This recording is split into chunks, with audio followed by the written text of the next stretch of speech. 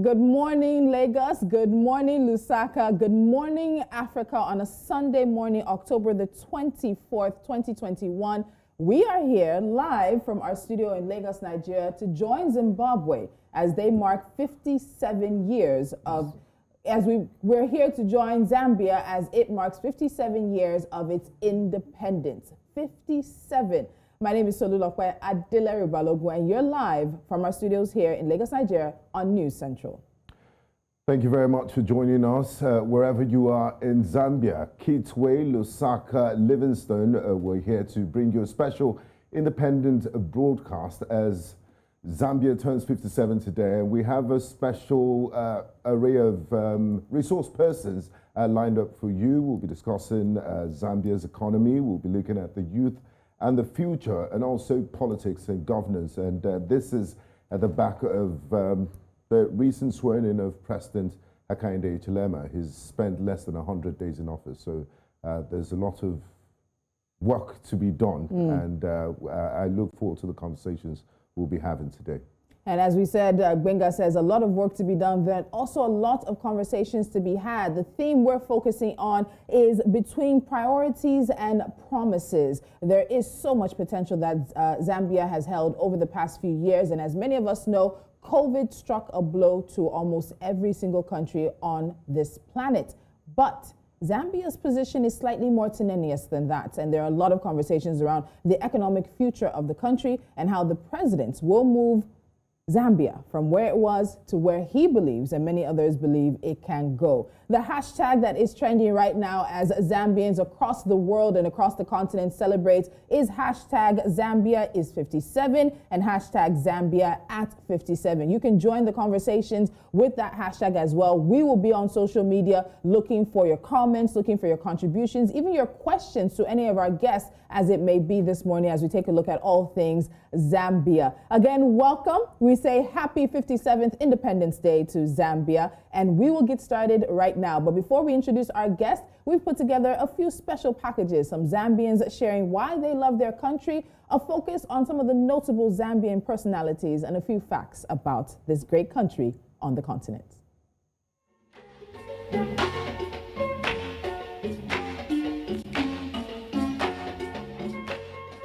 On October 24, 1964, Zambia became an independent nation. The landlocked country, officially known as the Republic of Zambia, located at the crossroads of Central, Southern, and East Africa, gained independence from the United Kingdom while Prime Minister Kenneth Kaunda became the inaugural president. I can never sell out Africa. Never. Not me. Not these boys here. Not these girls here. We are men and women of principle. We have done all these things in search of peace. Several years ago, in the year 1888 to be precise, Cecil Rhodes, the leader of the British South African country, obtained mineral rights in the North region by signing treaties with leaders. This was done in exchange for protection from invasion. The region later became known as the Copper Belt because of the abundance of minerals found there. Northern and Southern Rhodesia, which metamorphosed into Zambia and Zimbabwe, respectively, were eventually proclaimed a British sphere of influence due to the thriving business activities which led to Britain accepting that Africans should be given more power than the federal government was willing to admit. Hence, the Zambia African National Congress and United Nations Independence Party were created, and the latter agreed to take part in election under a new constitution led by Kenneth Kaunda, a former teacher and civil servant. In 1962, elections were held, which resulted in an African majority in the Legislation Council and a coalition between two African nationalist parties. The council passed resolution calling for secession from the federation and demanding an internal self-government under a new constitution. By December 1963, the federation was dissolved, and in January the following year, Kaunda won the election as Prime Minister of Northern Rhodesia. October 24 will continue to be referenced as historic in modern-day Zambia as the British colony of Northern Rhodesia became the independent Republic of Zambia. Till date, the Independence Day celebration is done throughout the country, especially in the capital city, Lusaka.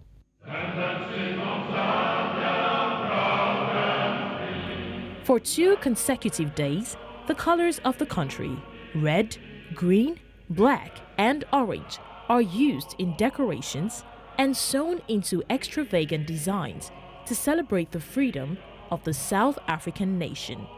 Happy Independence Day, Zambia. And just a quick look at Zambia's journey to independence there, a journey that was happening 57 years ago, officially becoming the independent Republic of Zambia. And now, 57 years later, we're looking at what is next for the country coming out of some very tough, particularly tough economic times. And it's interesting to note that this 57th independence anniversary is quite unique in the sense that it's the first time that Zambia will be celebrating Independence Day without the Colossus, Dr. Kenneth Kaunda, the founding father of Zambia. So he will surely be missed. He passed on earlier this year. Yeah, and so there's a lot of conversation as to the legacies left behind by some of Zambia's leaders and rulers and how that could overshadow where Zambia wants to go next. But as we told you, the hashtag is Zambia is 57, Zambia at 57. We'll be looking forward to your contributions, your comments, your questions as well, your feedback as we talk to our guests on the issues surrounding the economy, of course, as politics and governance comes into play as well. And we also have a conversation about the youth. But before we kicked off at 9 a.m. West African time, we were taking some of the footage coming in live from Lusaka as we saw the official ceremony to mark 57 years of independence kicking off there. The president, Hakainde Hichilema, is on ground. We've been seeing a number of processions and things. The wreath laying was also there. We are anticipating the president will be speaking anytime soon. Benga, what do you think Zambians are anticipating hearing from President Hichilema? I mean, it's his first time as president. He actually won after contesting 6 times as for the office of president. So they're looking forward to it. And Zambians have been in this position before. You know what Nigerians call initial gragra, IGG. So when you get into office, there's a lot of promises, there's a lot of hope, and it's about I mean, they're valid because they feel it's a fresh face. He knows what he's doing. So Zambia's expectant. He's been speaking a lot. He's been to America. He did speak to the Zambian Business Forum there, and he's made a lot of promises. But he's come into office at a very terrible time. I mean, a lot of economy suffered as a result of the COVID-19 pandemic. Zambia's debt profile is rising, and he has a lot of work caught up for him. Yeah. And that is a big part of the conversation, which is where we're also going to start from conversations around Zambia, which is what it was one of the world's fastest growing economies for about 10 years before COVID. But also we've heard from the new president that he inherited an empty treasury. This is the first African country to default on its sovereign loans. There's conversations around restructuring the economy, liberalizing it. And the president, who was known at one time as the cattle boy, comes from an entrepreneurial background. He comes from a business background. So many people are expecting him to bring his knowledge and expertise to bear in bringing Zambia's economy out of the situation. So let's introduce our guests as we start off first with looking at the economy, because anyone will tell you, from France to the US, from Nigeria to Zambia to South Africa to Egypt, when elections come about, it tends to be about the economy. Yes. So I'd like to introduce our guest. We have Edmond Kagamungazi. He's an economist. Thank you very much for joining us. He's in Zambia. We also have the chairperson of the Energy Forum for Zambia, Johnston Chikwanda. Thank you very much, gentlemen, for joining us in this special Zambian Independence broadcast. I would like to start with Mr. Edmond Kagamungazi. So Zambians pride themselves as a nation that has had peace and no civil war since they gained independence on this day in 1964. Does this peace have any multiplier effect on Zambia's economy and prosperity? I think we'll go to Mr. John Stone. We seem to have lost the connection with Edmund. But John Stone, I hope you heard Benga's question. If not, he can quickly retake it as we kick off this conversation on the economy. So, yeah, Johnston, my question good morning is this. To you. Yeah. Yeah, please, you may repeat the question. Okay, thank you, Johnston. So Zambians pride themselves as a very peaceful nation, as a nation that has had no civil war since its independence. And does this in any way have a multiplier effect on Zambia's economy and prosperity, this peace you've enjoyed since 1964? Can I take that, or Edmund is back on the line? Go ahead, Johnston. Go ahead and take it. Okay, all right, okay. Yeah, it is very true that we have had the peace. When you compare with the nations around us, a number of them, almost all of them, maybe except one, have gone through turmoil. But Zambia.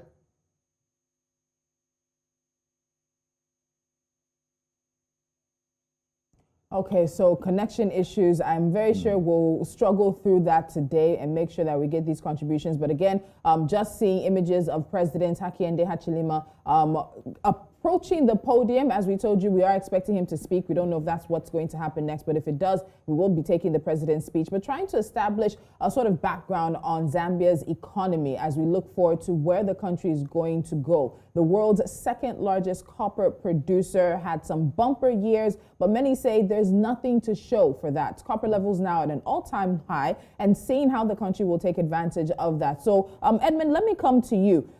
We see with Zambia what we've seen with many African countries, an over-reliance on one particular aspect of the economy or one cash crop or one cash item. And then we sort of just leave every other part of the economy to flounder or to find its way. In terms of Zambia and where the economic situation is now, how much responsibility do you think is laid on the fact that Zambia has focused so much on copper to the detriment of other aspects of the economy that could have been used to sort of buffer citizens from any other shocks? Thank you very much. Zambia, I think if you look at Zambia over the past 7 years, 57 years ago, this is where you walk into a school, you'd find teachers, you find classrooms, you find textbooks there. And of course, if you go to the health sector, you find hospital, you find the nurses, you find the doctors, you find the drugs. All that money was coming from the copper sector. So at that particular time, life then was very good. Copper then, when the copper industry was basically the lifeline of Zambia. Fast forward 57 years later, we're still depending on copper production. If you look at almost 80% of our exports are coming from copper. If more than also 80% of that foreign exchange is also coming from copper. No wonder we say when the copper industry sneezes, the whole economy catches a flu, mainly because copper is a mainstay of Zambia. So as it is now, if you look at even just the total revenue that is coming there, and also the employment dependency, copper again, or copper industry or extractive sector it comes on the top list. And that really has been a problem. And you find that most of the mining companies have also taken advantage of that in terms of every year you see the government trying to make progressive taxation where they would want to increase the royalty tax or income or corporate tax. And there's always the threat of the mining companies that will lay off, will stop production. And the government very much knows that once that happens, the economy will just be thrown in disarray. So as it is now, I think we have been really, really dependent on copper. And we've been talking about issues of diversification for many years again. And that has really not happened. And if you see our president, the new president, he looks at how do we actually move away from this dependency of copper. No wonder now is talking about issues of how do we ensure that agriculture sector becomes the mainstay of the engine of the economy. As it is now, if you look at even just employment, most of the people are actually employed in the agriculture sector. But again, if you look at the agriculture sector in Zambia, it became one of the political sectors.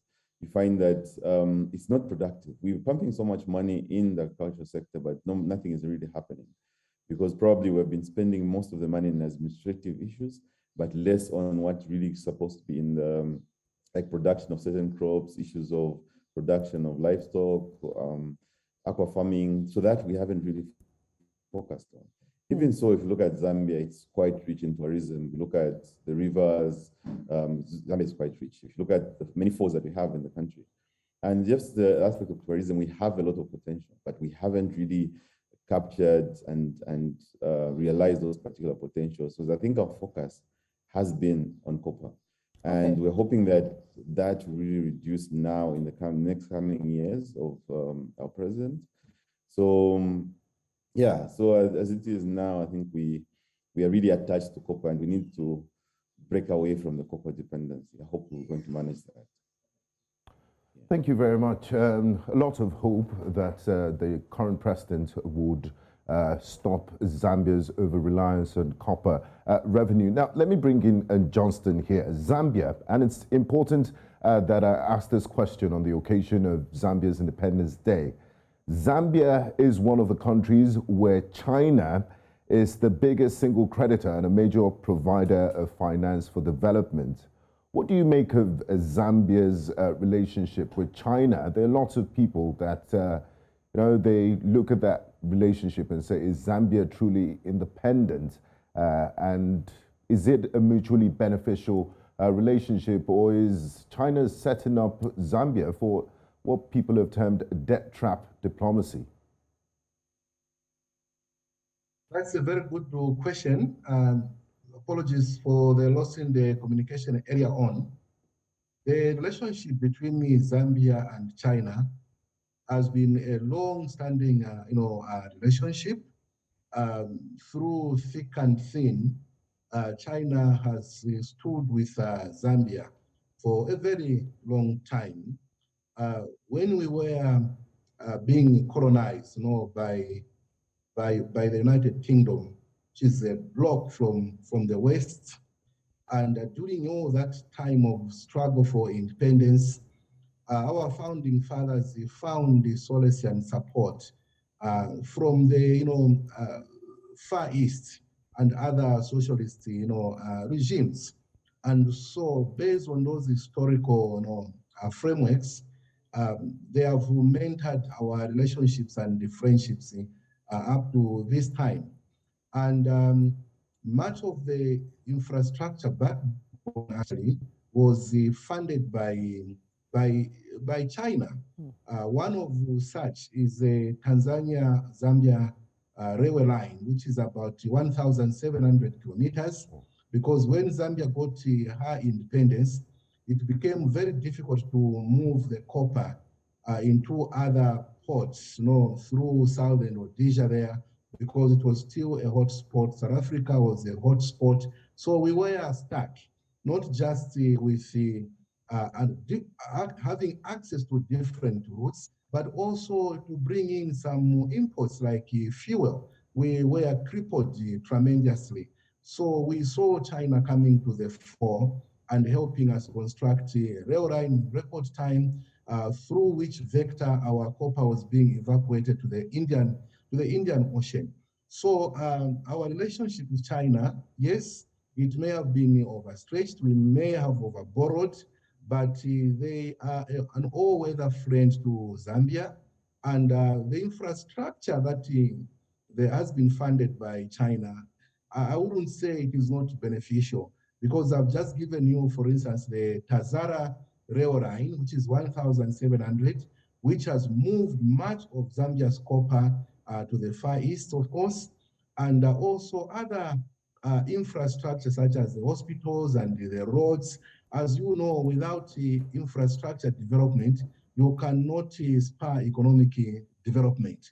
Part of their support has come into the electricity subsector, we have still challenges with having sufficient energy, but we have seen them fund some of our biggest power generation facilities, which is what we need to spur economic development. So I would say that yes, the financial support, the debt that we've been procuring to China has been of help, has benefited the country, but I also acknowledge that we appear to have overborrowed at the moment. But otherwise, it will not be prudent for me to say we have not benefited from the projects that we've been funding with debt from China. Okay. So, Edmund, let me come back to you and let's talk about the numbers around this debt, because it's been a massive conversation since last year when Zambia defaulted. So now the public debt for the country to foreign and local lenders is just shy of $27 billion. That's at the end of 2021 June. And that's what the finance ministry for the country has said. Now, the figure is equal to about 115% of the country's GDP, according to the latest World Bank figure. So we see that about $16.86 billion is foreign, a lot of that in the hands of China. And of course, you have about $520 million in interest. So we've heard from Johnson, who says that that relationship between China and Zambia is beneficial. There's been some good to come out of it for Zambia. But when you look at where the debt stands, whether it's owned by foreign debtors or it's owned by local debtors, when you look at it, where did this debt go? This money was borrowed for something. It was borrowed for infrastructure. Some have said it was borrowed for the former president's now White Elephant projects. Where was this money that is now the debt for the country? Where was it intended to go? What was the intention behind the borrowing that has now led Zambia to this point? Also will chip in there, but there are certain projects that I can point to. For instance, we have got part of that debt was procured by the state-owned enterprises, not directly by central government, of which government have to guarantee. We are talking of a $2.4 billion, 750 megawatts. Hydroelectric power station, which is one of the biggest power plants to ever been, built in the recent past. Of course, the money has gone there. Building power facilities is extremely expensive. I also mentioned of the 1,700 plus rail line, kilometers.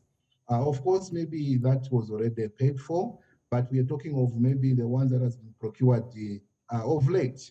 It went into hospitals. It went into the backbone of the road network and other infrastructure development. That is by and large the intention of where the money was being taken to.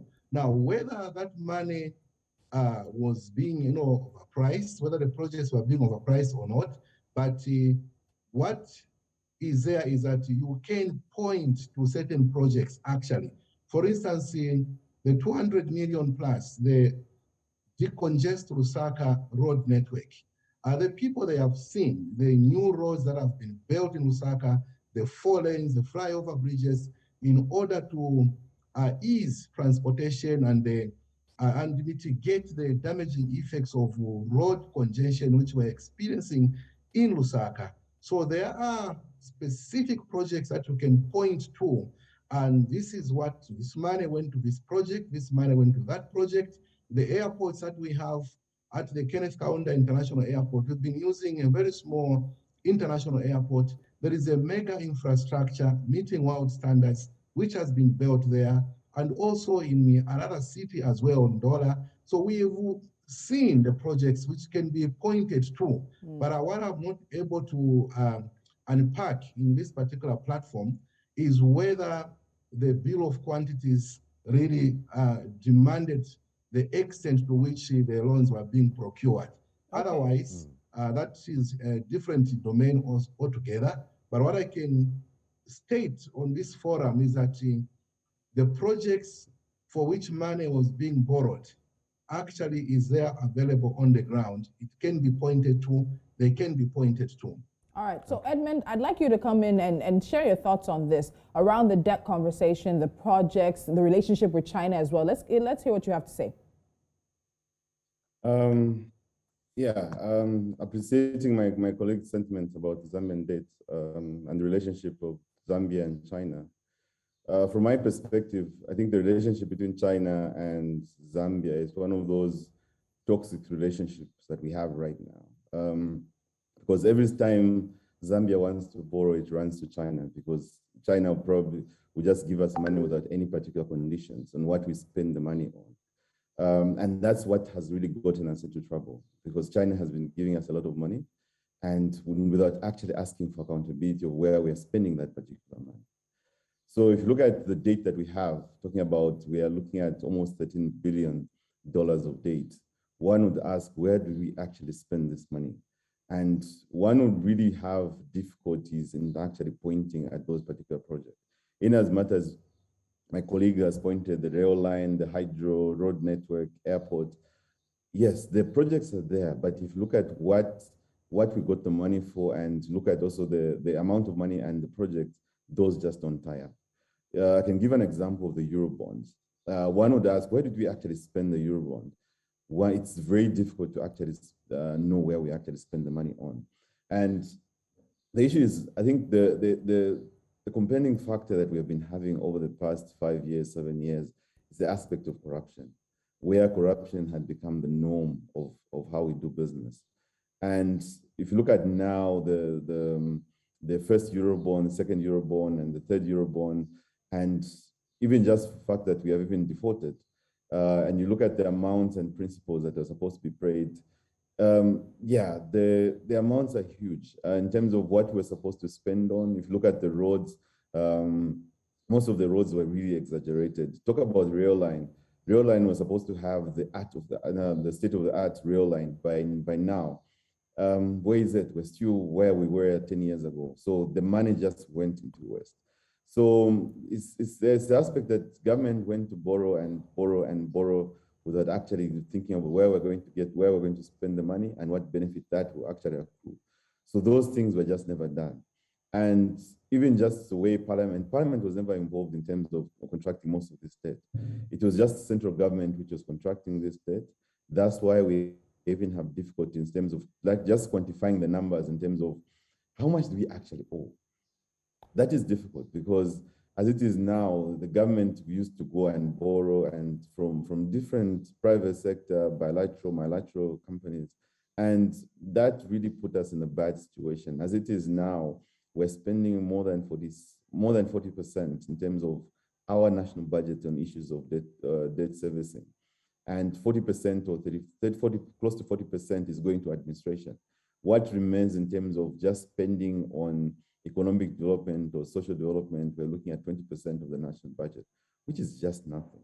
Most of that, again, is it's just for sustainability. So if you look at now, except more in the COVID era, looking about the health sector now, the health sector is really constrained because we just don't have the money. Most of the money is going to debt servicing. Education sector now is in a pathetic stage where we don't have, there's just nothing to be proud of in the education sector. So even just the numbers of how we're performing, students, pupils, the numbers were really depressing. So, and this is because of debt. As it is now, we're looking at everything that is there now in the economy, look at inflation, looking at unemployment levels, look at the performance agriculture, it's all pointing to the state of the debt. Okay, Edmund, I would like to come in here. I believe the intention of this debt was to,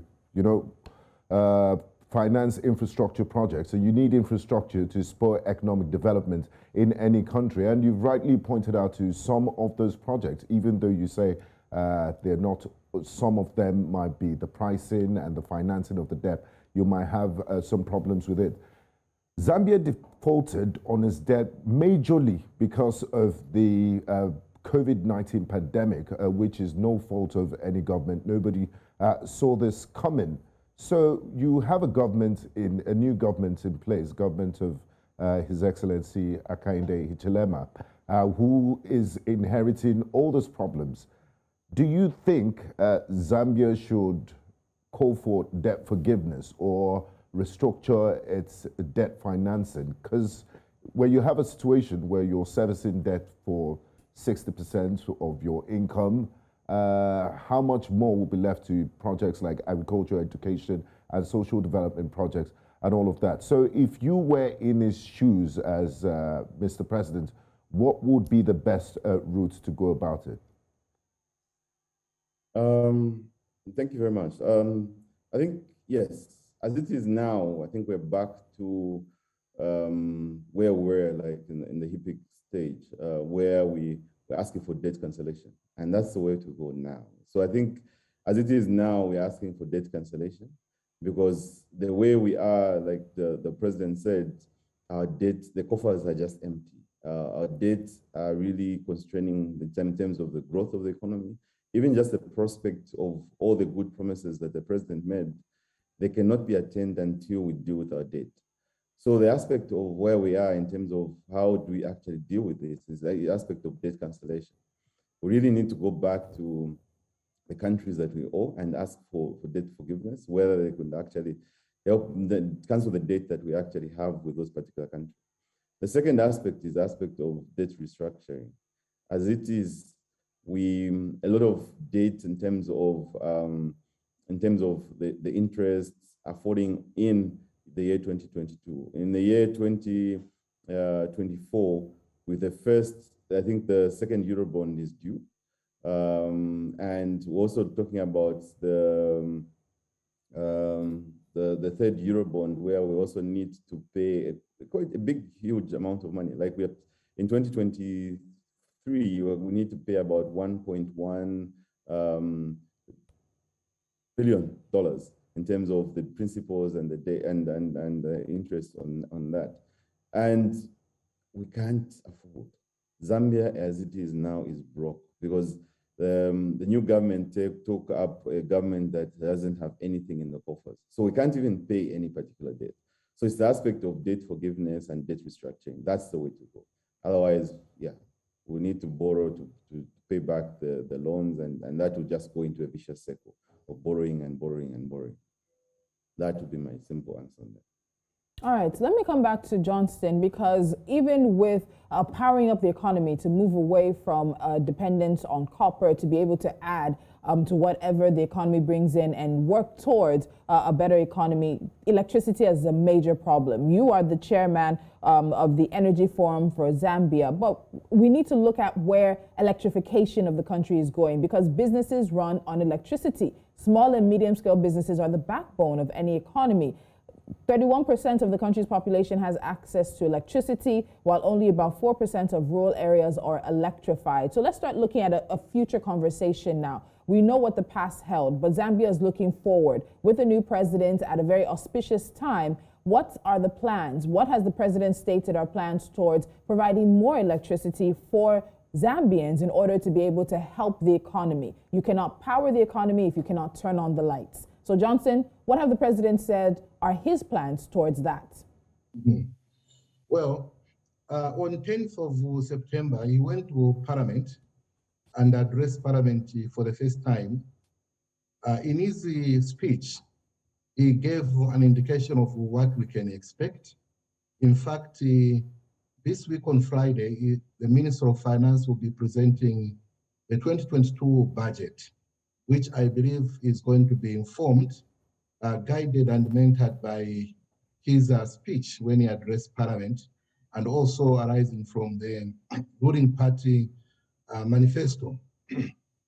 Some of the major themes that have emerged is talking about rebuilding the economy.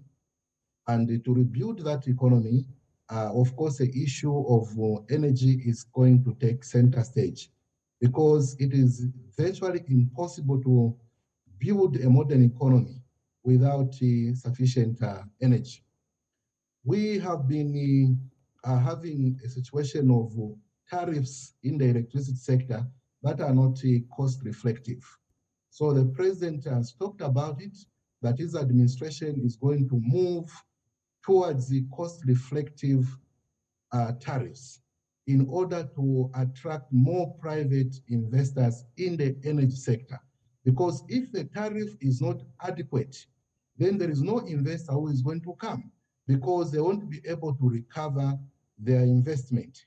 So one of the major bottlenecks has been an inadequate electricity tariff, and he is committed to solving this particular issue.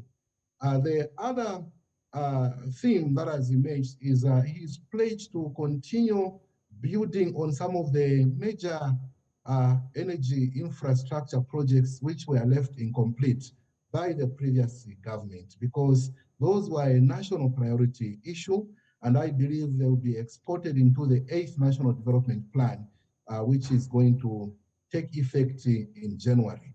So he has also committed to fostering energy security in the country. Energy security is a state where you have the energy as and when you need it. We've got a lot of energy poverty in the country, not just in Zambia alone, but the entire SADC region is in a state of energy poverty where you don't have sufficient energy to go around as and when we need it. So like you accurately pointed out, we have serious challenges with the rural areas. Rural electrification at the moment has moved on from some figures. We were at 3% just a couple of years ago, but now we have reached the 8%. It's still a far cry because we are signatories to the United Nations Sustainable Development Goals, which include goal number 7. Now, goal number 7 calls for universal access to affordable, clean and sustainable energy for all by the year 2030. We are signatory to that, and we have a mountain to climb. If we are standing at 8% with rural electrification, we are standing at about 37 thereabout percent in the urban areas, of which we have quite significant mammoth task to build. So the average electrification for the country is around 65%. That's because the rural areas are more connected than the rural areas. So to put it forward and going forward, I'm hoping and trusting that this budget that the new Dawn government is going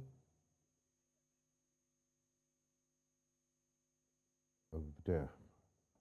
All right, I think some connection connections there. issues. But coming back to the visuals live from Lusaka, there you can see the president. He's been, okay, this is during elections, I beg your pardon. So this is around the time that President Hakainde Hichilema was voting for himself and his party, of course, running for the past 15 years, 6th time. He finally won the election and became president. In style. Yes, he did. Landslide. Yes. It was. Edmund, let me come to you. Sorry, Gbenga. Let me quickly come to Edmund on this, because we're talking about electrifying the country, turning on the lights so that businesses can power. But one of the things that brought many Zambians out in this historic election was about jobs, employment. Young people came out in some interesting numbers in this election, and they really are the ones, many say, actually pushed the man also known as HH into the presidency, because they want jobs, they want economic opportunities. So as we look towards the future, we know that Zambia is in conversations with the IMF. Zambia is looking at the heavily indebted poor countries initiative. You've mentioned the issue around debt cancellation and possible restructuring as well. But when we're looking forward, what does the president have to work with? His promises, his party has their manifesto online, and from the party's manifesto, they want to create quality jobs, particularly for youth and women, eradicate poverty and inequality, provide universal access to high quality education, healthcare, I beg your pardon, attain macroeconomic stability and prioritize areas of national development. And there's more. What does the president have to work with in order to make his promises a reality? And we're not talking now, but at least we see progress before the end of his tenure.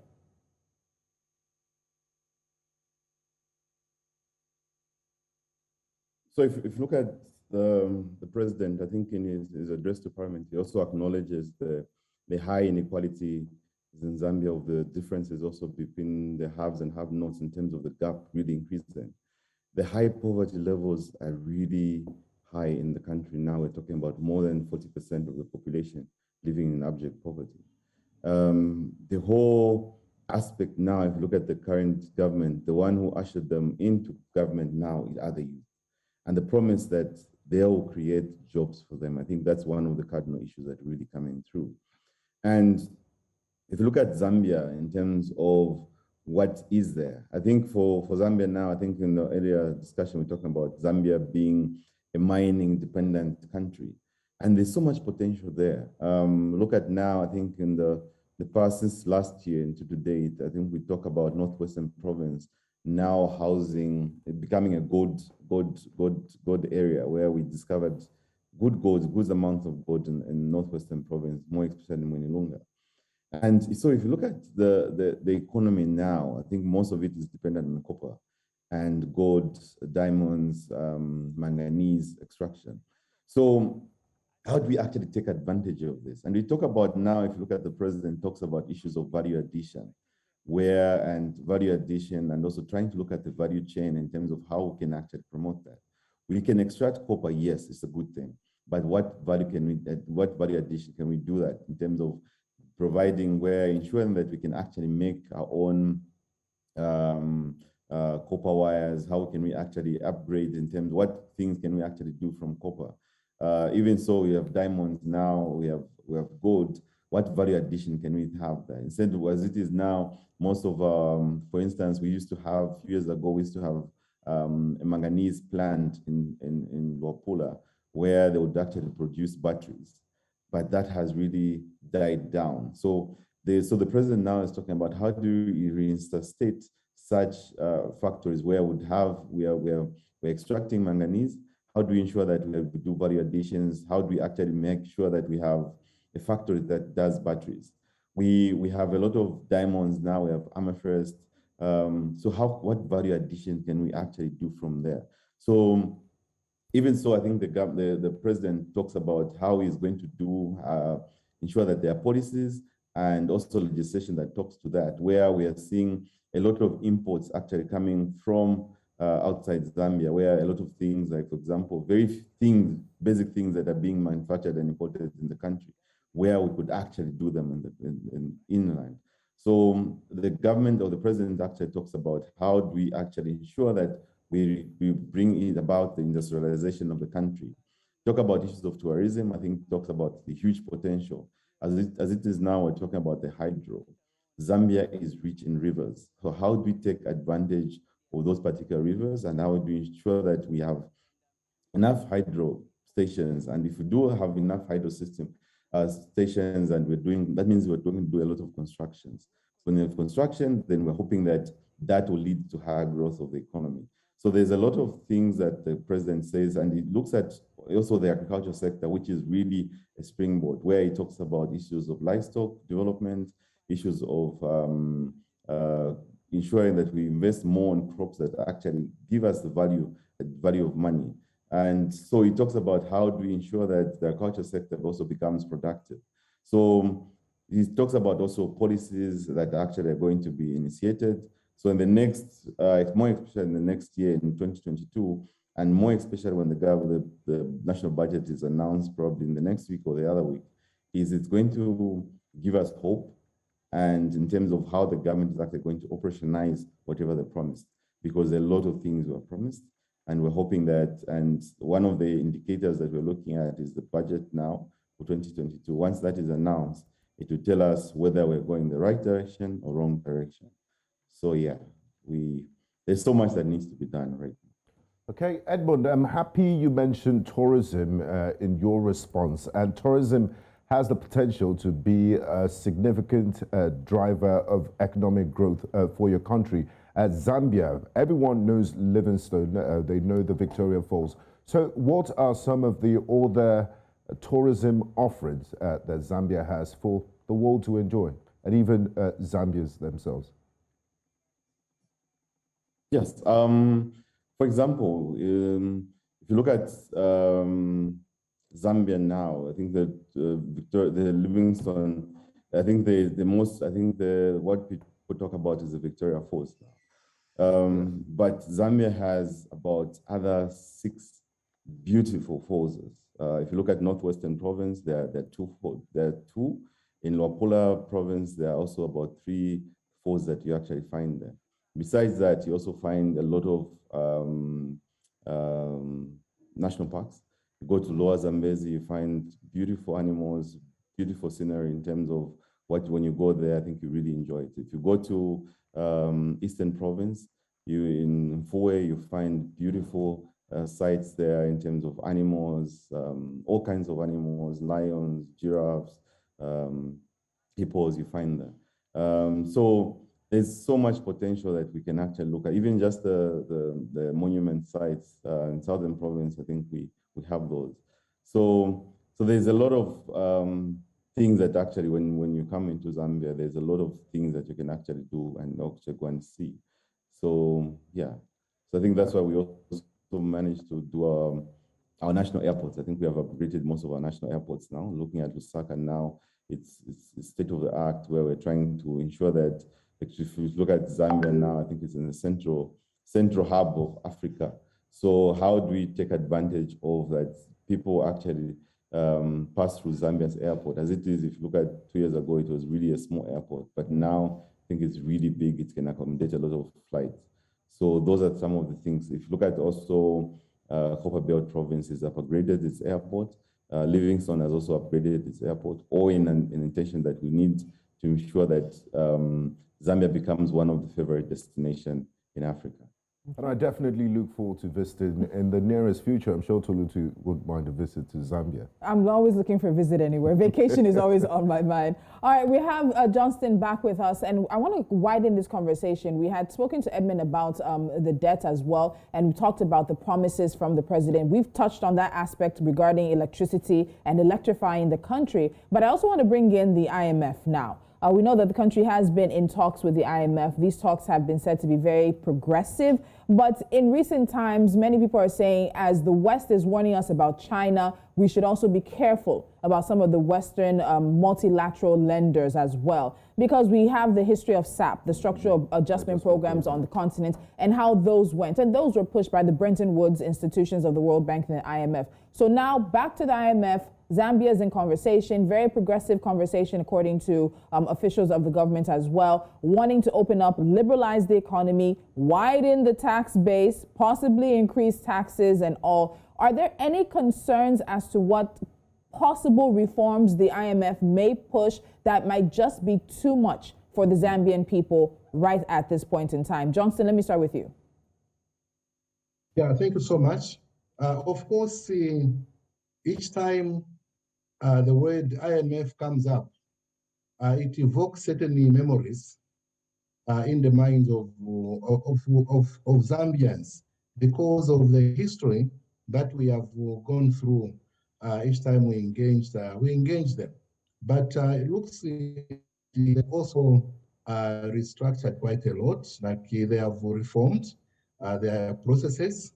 But what comes to people is a harsh conditions that is usually attached to the loans that come from the IMF, and of course they are to ensure the money goes to the intended use, to ensure that you cut out excess fat so that you are so lean that you'll be able to repay back the loans. But people are quite averse, when they hear the IMF, they are on the table. But of course, it appears to give more confidence to the other lenders as well, because they know that they need to sign up to those conditions. Then as you begin to implement them, then there is almost guaranteed, outlook that the economy is going to be put in a good shape. So it is something that we're looking forward to, and I believe that they won't be as harsh as they were in previous times. But of course, certain things are a given.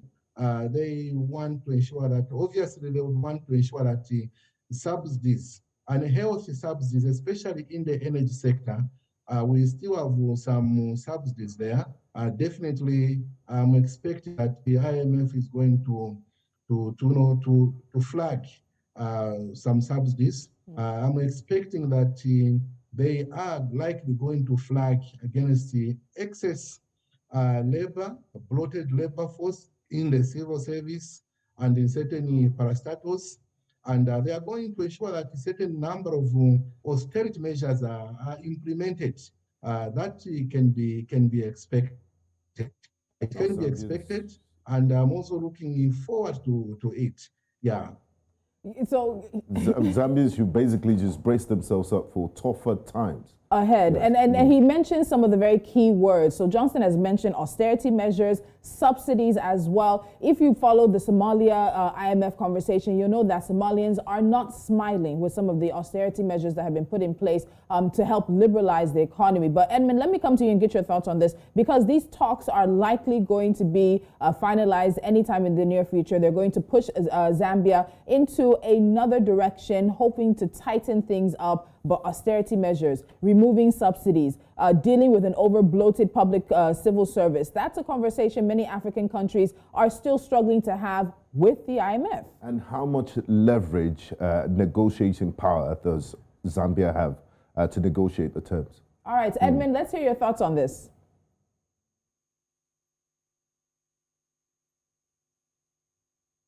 Hello, Edmund. Yes. Okay, fantastic.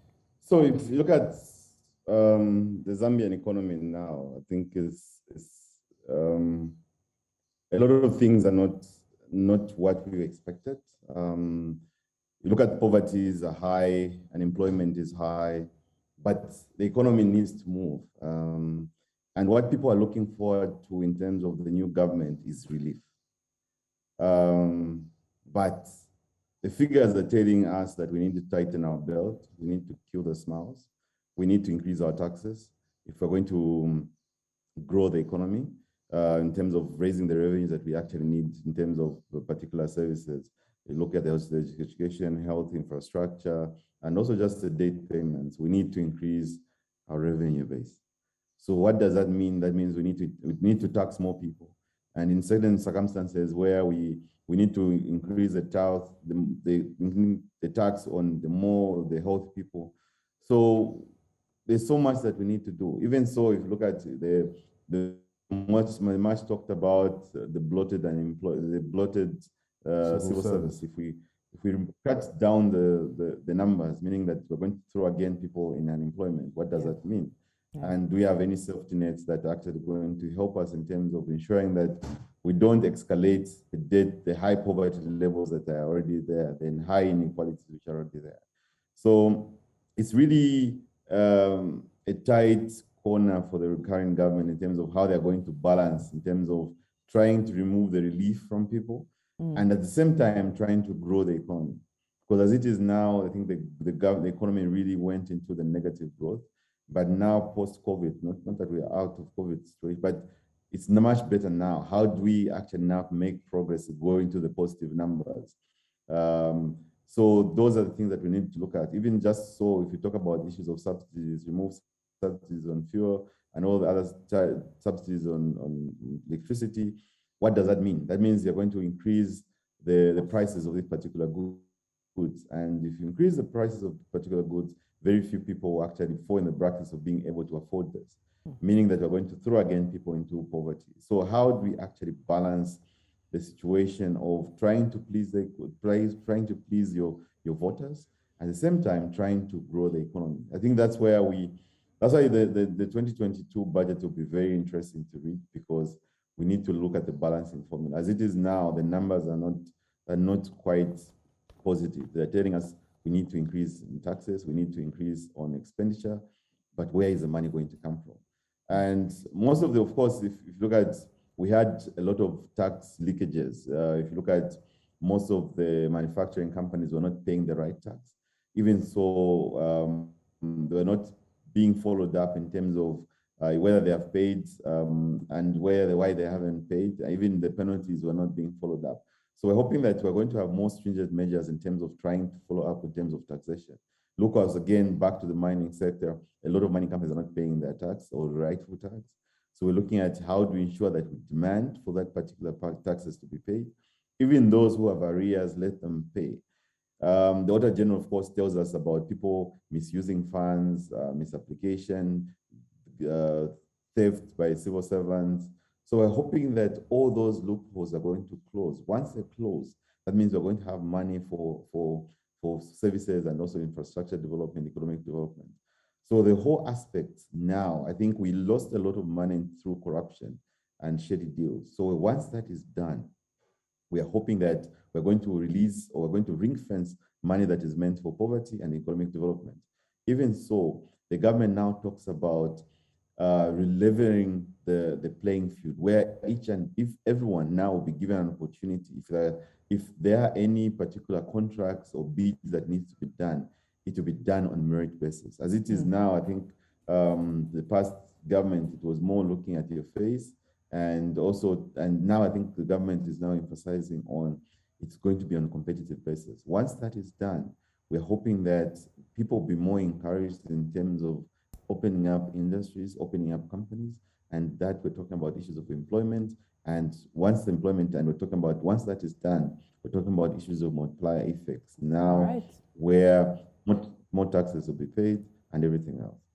All right, Edmund and Johnston, thank you so much. Taking a look at the economy as it stands with Zambia celebrating 57 years. There's a lot more. He's mentioned the mining companies. They've been using, I guess we'd say, their position to their advantage to try to gain a bit more. And we saw the former president, Edgar Lunga, try to sort of not nationalize them, but exert more, get more out from them. Yes. Due. And it's quite interesting that it's not a very pretty place that Zambia is at the moment. Yeah. They're between a rock and a hard place. So but with reforms, hopefully going forward, they will begin to reap the benefits, but tough times ahead. All right, we'll have to say thank you again to our guest for joining us, Edmund Kangamugazi. He's an economist, a Zambian economist, as well as Johnston Chikwanda, the chairperson of the Energy Forum of Zambia. Gentlemen, thank you so much for joining us. Once again, we say Happy Independence Day to you. Celebrate well, and we look forward to having more conversations about the future of Zambia.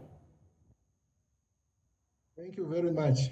Thank you very much, gentlemen. So you are, of course, watching us live from Lagos, Nigeria. This is News Central, where we put Africa first, joining Zambians across the continent and across the world as the country marks 57 years of independence. An extensive conversation we've had about the economic fortunes of the country and where it will take the country with the new president. Yes, and we also have a lot lined up for you. We still have conversations on the youth and future and politics and governance. But right now we have a special package for you on notable Zambians.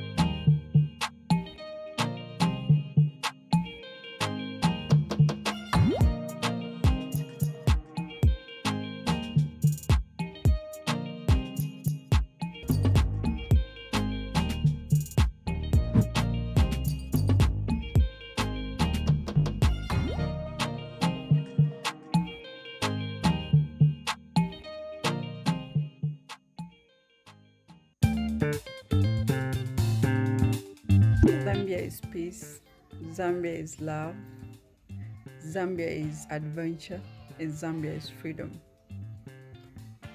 Freedom includes freedom of movement, freedom of speech, and freedom of religion. Zambia is adventure in the sense that apart from the mighty Victoria Falls that we have, the country has a lot of natural water resources compared to other Southern African nations.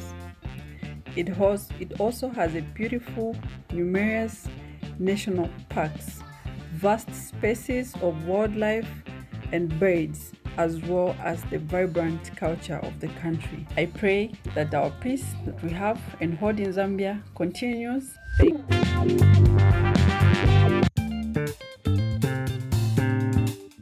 One Zambia, one nation.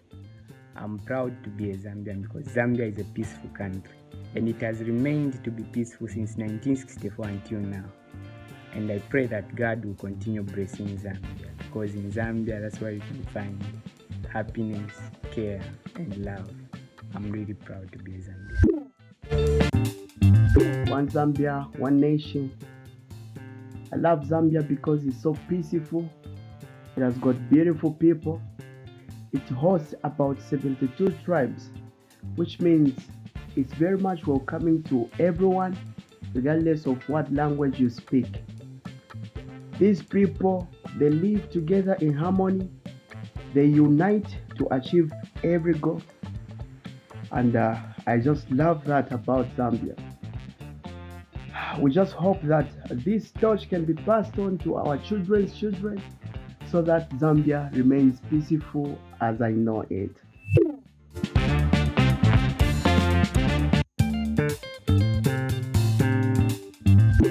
Zambia is home. Zambia is my greatest possession. I can do anything and everything possible to ensure that her peace is preserved. The blood of our people that fought for our independence reddens the soul of our land. I therefore have a duty to be patriotic to my country. The freedom that I enjoy today was paid for with blood. I have a responsibility to ensure that my country is better than I found it. Home is home. Even when things are not okay, home is still home. And I don't desire to be anywhere else but home.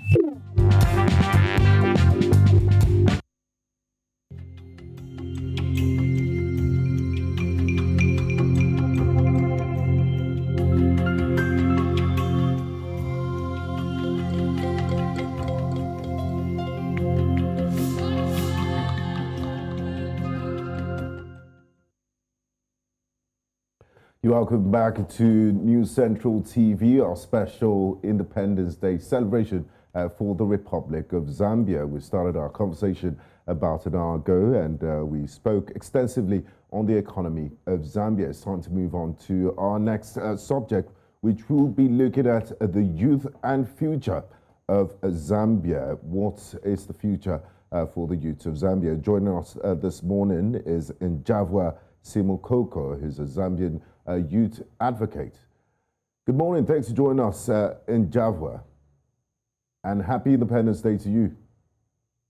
Thank you so much. Good morning, and how are you?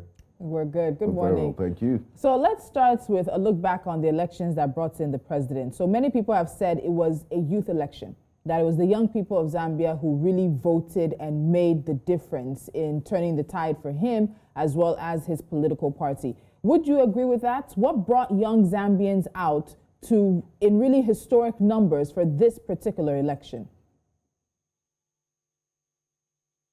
Well, I think, like you've rightly put it, and as the quotes that you've made are quite active and right, it was a very youthful election, and the president now was voted by a very, very huge population of young people. And that is only so because not only Zambia, but Africa at large has very young population. So when you look at that particular demographic, you discover that young people are now composing of the highest populations.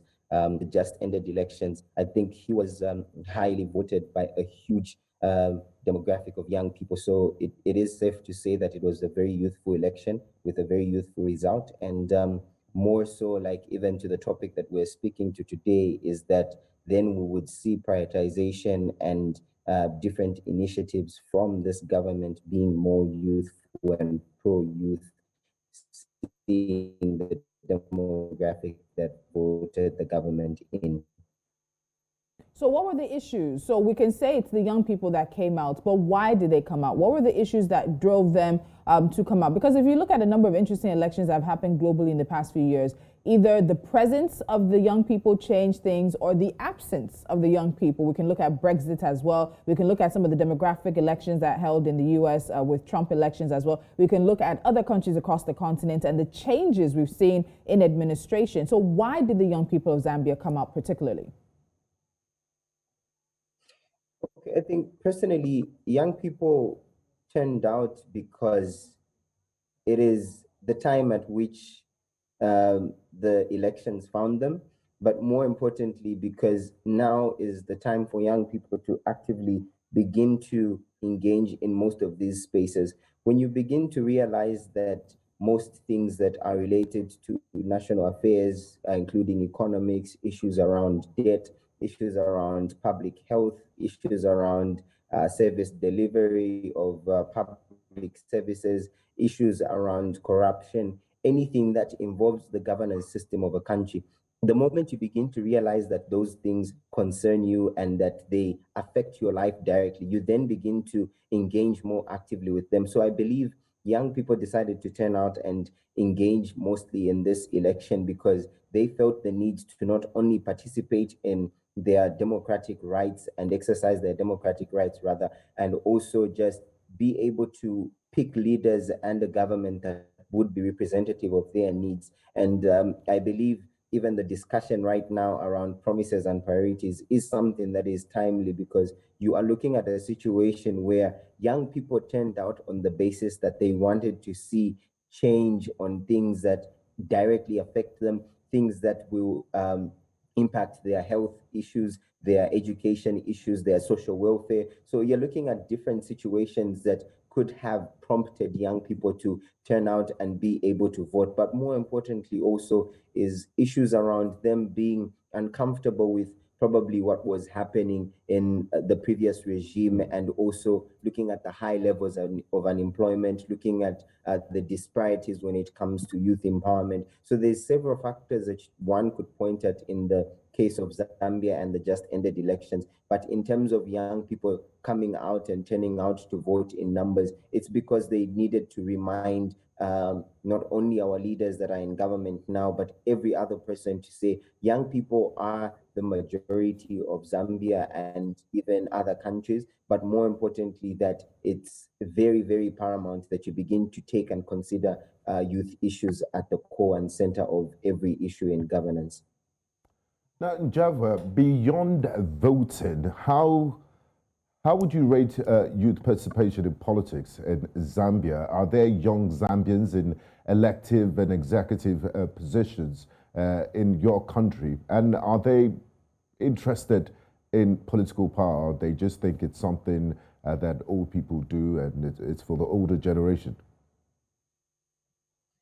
Okay, so in terms of the buy-in from young people and their interest in politics, I could safely say there's a huge growth when it comes to the amount of young people that are participating in politics or issues around governance. And the only unfortunate thing is the different factors that affect young people, especially young women, when it comes to their full participation and engagement in politics, because the dynamics are not so friendly. You are looking at political financing if one is supposed to engage and participate in an election as a young person or as a young woman. You are looking at being able to have the resource mobilization strategies for them to be able to make it to office. And even in situations or positions where they may not require the needed resources, but what is needed is for the leaders with the appointing authority to appoint young people. We are not seeing that happening most of the time. I think even then, with the current government, the sentiment has been that despite it having been a very youthful vote and a very youthful election, there's little or minimal consideration when it comes to the different appointments and positions within the government structure that are being given to young people or being attributed to young people. And yet this is the majority of the demographic that put you in power. So we are looking at different dynamics and situations when it comes to young people's involvement in democratic systems and governance issues, but mainly you discover that the growth and interest of young people within Zambia to participate in electoral issues, in governance issues, in anything that is related to politics is growing. And at the rate at which it's growing, it requires a stable and steady guidance when it comes to structures and systems that allow young people to participate. We need a level playing field. When I, as a young person, decide to take part in elections, or I decide to take part in anything that requires governance issues, it must be an environment or a situation that is very okay for me to thrive as a young person, because there are several dynamics that are attached to being a young person. This is the same demographic that is highly unemployed. This is the very same demographic that is coming from probably tertiary education, and they still need a certain level of exposure. So there's a different dynamics that are attached to how young people would participate in democratic issues. But on the part and the aspect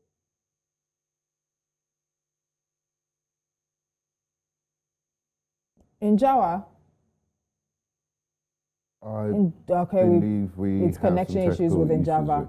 Okay, we are also going to be joined by another guest now, but looking at the conversation around the young people and their participation in politics in Zambia. It was an election that was made by the young people. My question I had wanted to ask him was, how are young people going to parlay that participation in the voting into more effective lobbying for their issues? So young people in Zambia still face a number of issues, and many of them circle around the poor quality of education and educational opportunities, high unemployment rates. There's still a high HIV prevalence rate as well, teenage pregnancy, early marriage, limited civic education engagement opportunities.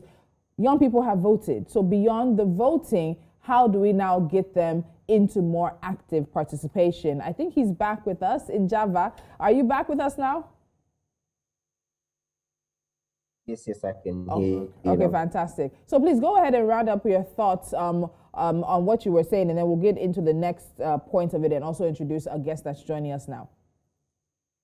Okay, so I think I was saying, and I was adding to say, when we're looking at the interest of young people, the interest is definitely there, but what is lacking currently is the systems and the environment being more youth friendly for young people to be able to engage, participate meaningfully, and also just be able to showcase that they are very ready and are capable of being part of governance systems or governance structures that may be put before them. And the most important thing I think that I spoke about even in my preamble is the realization that not only Zambia but Africa at large is a very young continent and population. So when you look at such a particular demographic, it's only now that you could begin to empower this flock of young people to be ready for them to govern themselves and manage themselves in the future years to come. But then if we deny the opportunities or even setting up a particular system or structure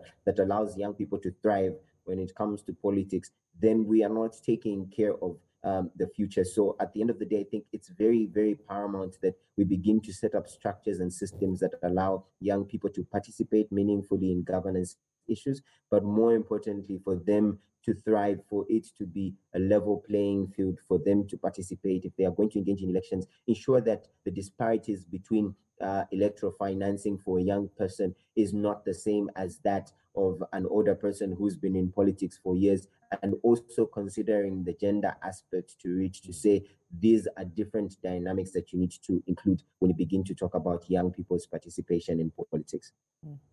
All right, we are going to continue this conversation. We had a number of young Zambians share their thoughts on what the country means to them on the occasion of Zambia's 57th independence. This is My Piece.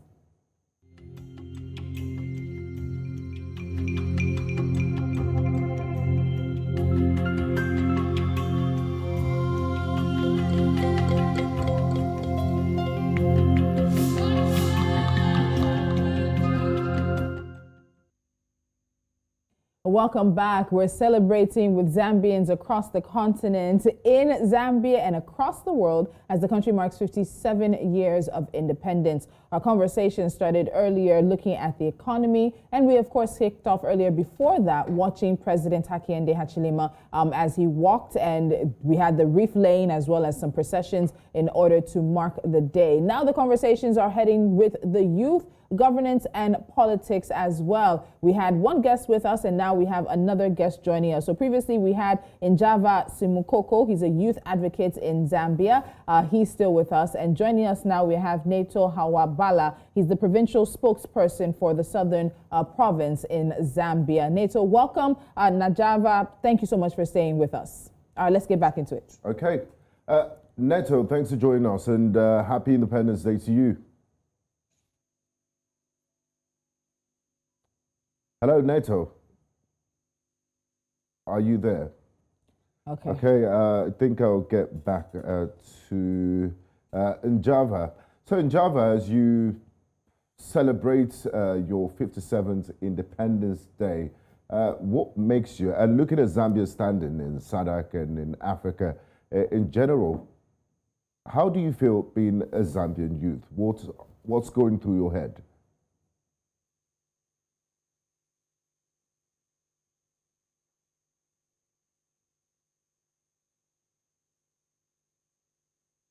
Okay, I think right now we're having some connection issues with our guest Njava and Neto. Hopefully we'll be able to connect with them back just very quickly. Conversations around the young people in Zambia. Zambia is one of the youngest countries in the world. Majority of the population, which is about just under 19 million, under 18, 53.4%. Yeah. And then you have the median age for the country being about 16 years old. That's pretty young. Very, very young. And as we got from Njava, it was the young people that pushed a change for the country with the latest elections, electing President Hakainde Hichilema. I think Njava is back. Njava, are you back with us now? Yes, I am. Okay, fantastic. I don't know if you heard Benga's question. Otherwise, he'll definitely take it again. I'll take that question again, Njava. So my question is this. As you celebrate your 57th Independence Day today, and looking at Zambia's standing in SADC and in Africa in general, how do you feel being a young Zambian?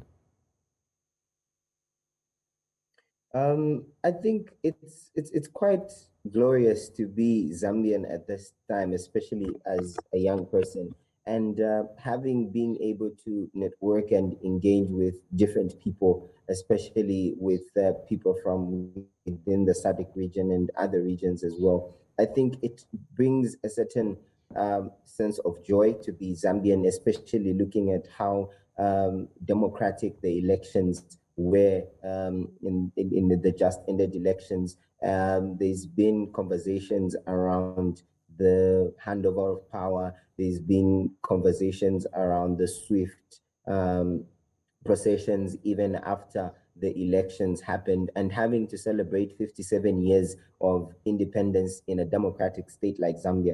I think that is something to be able to celebrate and be proud of as a Zambian, especially a young Zambian, and also something to emulate moving forward, because like you've rightly quoted and the figures you've given out about Zambia being a very young population, then it's something that allows you to begin to enshrine within your fundamentals. If you're going to be a young person that is going to engage in politics in the near future, those are certain things to remember, to say at the time that Zambia was just clocking 57 years of independence, we were able to note some peaceful handover of elections or some peaceful transition of power, as has been cited in other countries, but not in most countries. So I think being Zambian at 57 and a young person celebrating independence right now, I think that is something that is good to look at. And I think we are setting quite an example within the region. So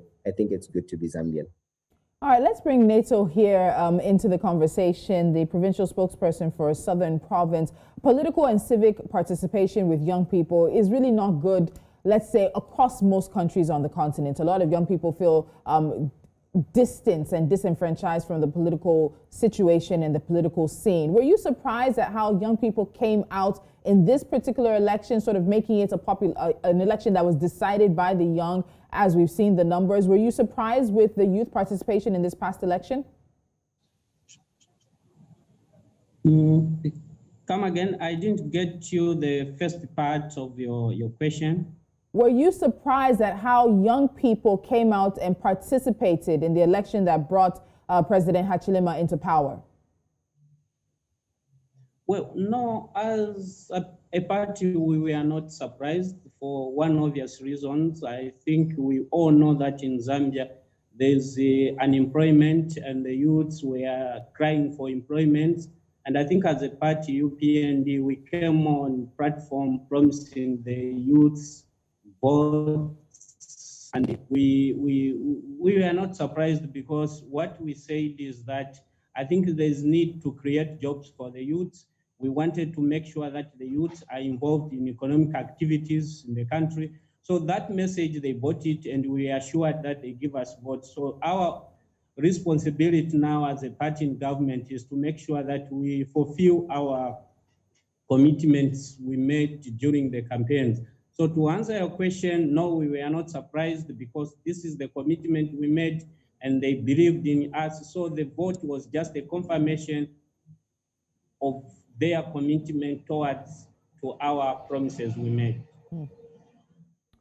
Now, staying with you, Neto, looking back at 57 years of independence, the great Dr. Kenneth Kaunda just passed on earlier this year. Would you say the founding fathers of Zambia will be proud of the journey of nationhood so far, looking at present-day Zambia as you celebrate 57 years of nationhood?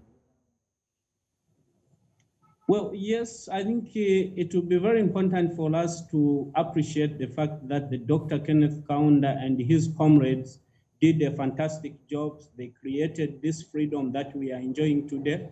But I think let alone we diverted from what they wanted. As much as we appreciate that they fought, they put their lives on a chopping board, and they managed to achieve this attainment of our independence. But I think on the way, we missed something. I think there was something that we couldn't fulfill, because despite of gaining independence, I think the people of Zambia, they didn't really enjoy the freedom that was fought for. One of the freedom which was very important during their struggle was to make sure that people, they have freedom of expression, freedom of assembly, freedom of association. Now, this freedom at a later stage, I think those who took over from Dr. Kenneth Kaunda later on, including himself, I think they had veered off from their commitment. So it is now our time, because we know where we are coming from, we know where we are, and from here going forward, I think we need now to look at the economic growth, because this is what has been also lacking. So I think we do appreciate the fact that our forefathers put a spirited fight, and we need to appreciate their role they played, but we still have a mountain ahead of us. The mountain ahead of us is to grow the economy, and we can only grow the economy. The first thing that we need to do is to redefine our national agenda and focus on economic growth, which will create jobs. That should be our starting point as a new dawn government. I'm sure you know the theme for this year's celebration of independence, 57th independence, is celebrating the new dawn anchored on good governance and national unity and development. So these are the things that we as a party wanted to make sure that we fulfill. because the people of Zambia are looking forward to have a economically stable country, and this is what has been missing. So I agree with you to answer your question that we need to remember what our forefathers have done and also take back the glory that we had lost in the past few years after independence. All right, Java, let me come back to you because it was NATO that mentioned the party manifesto for the UN, for the UPND. And looking at that manifesto, at the top of it, you see investing in people through quality education and economic empowerment, creating quality jobs, particularly for the youth and women, eradicating poverty and inequality. Now, when you go further into what they plan to do for youth, women, and persons with disabilities, the party acknowledges a major challenge as being a lack of gender balance, including youth and persons with disabilities in political leadership, business leadership, and decision-making positions. They want to give free education, access to land, business opportunities, meaningful employment, participation in governance, and a culture of meritocracy as well. When you look at these things, also looking at the background of the president as a business person who has come up, started business in the very early years of his life, do you believe there is the potential for those promises to become reality for the young people of Zambia? Yes and no. The reason why I say that, and the reason why having to hear you read out and having interacted with the manifesto, when you speak about key demographics such as people living with disability and, more importantly, the gender aspect to it and being able to actualize some of those promises, we are looking at a situation where you begin to put in place certain things that allow those things to thrive, promises to be fulfilled. And the theme promises. So if you promised gender inclusion and inclusivity in the way that you manage things and also in your plight to alleviate poverty, then we're looking for certain structures and systems to be in place. But then what have we seen so far? From the cabinet that has been appointed, we've seen a deduction or even just the composition of the cabinet when it comes to the gender aspect of it. We've seen a decrease in that. More importantly, we've seen that the new government has done away with the Ministry of Gender that was there then, and now we don't have a particular ministry, and most people will make you understand to say no ministry simply implies that there is less funding for that particular issue. So now when you begin to talk about issues around being able to be inclusive when it comes to gender issues, to key in those particular demographics, we are seeing that you maintain issues around the Ministry of Gender, but then when you do away with the Ministry of Gender, what then are you trying to sort of inform the nation as to what the direction for that particular issue is? Because for me, I believe if you're going to do away with ministries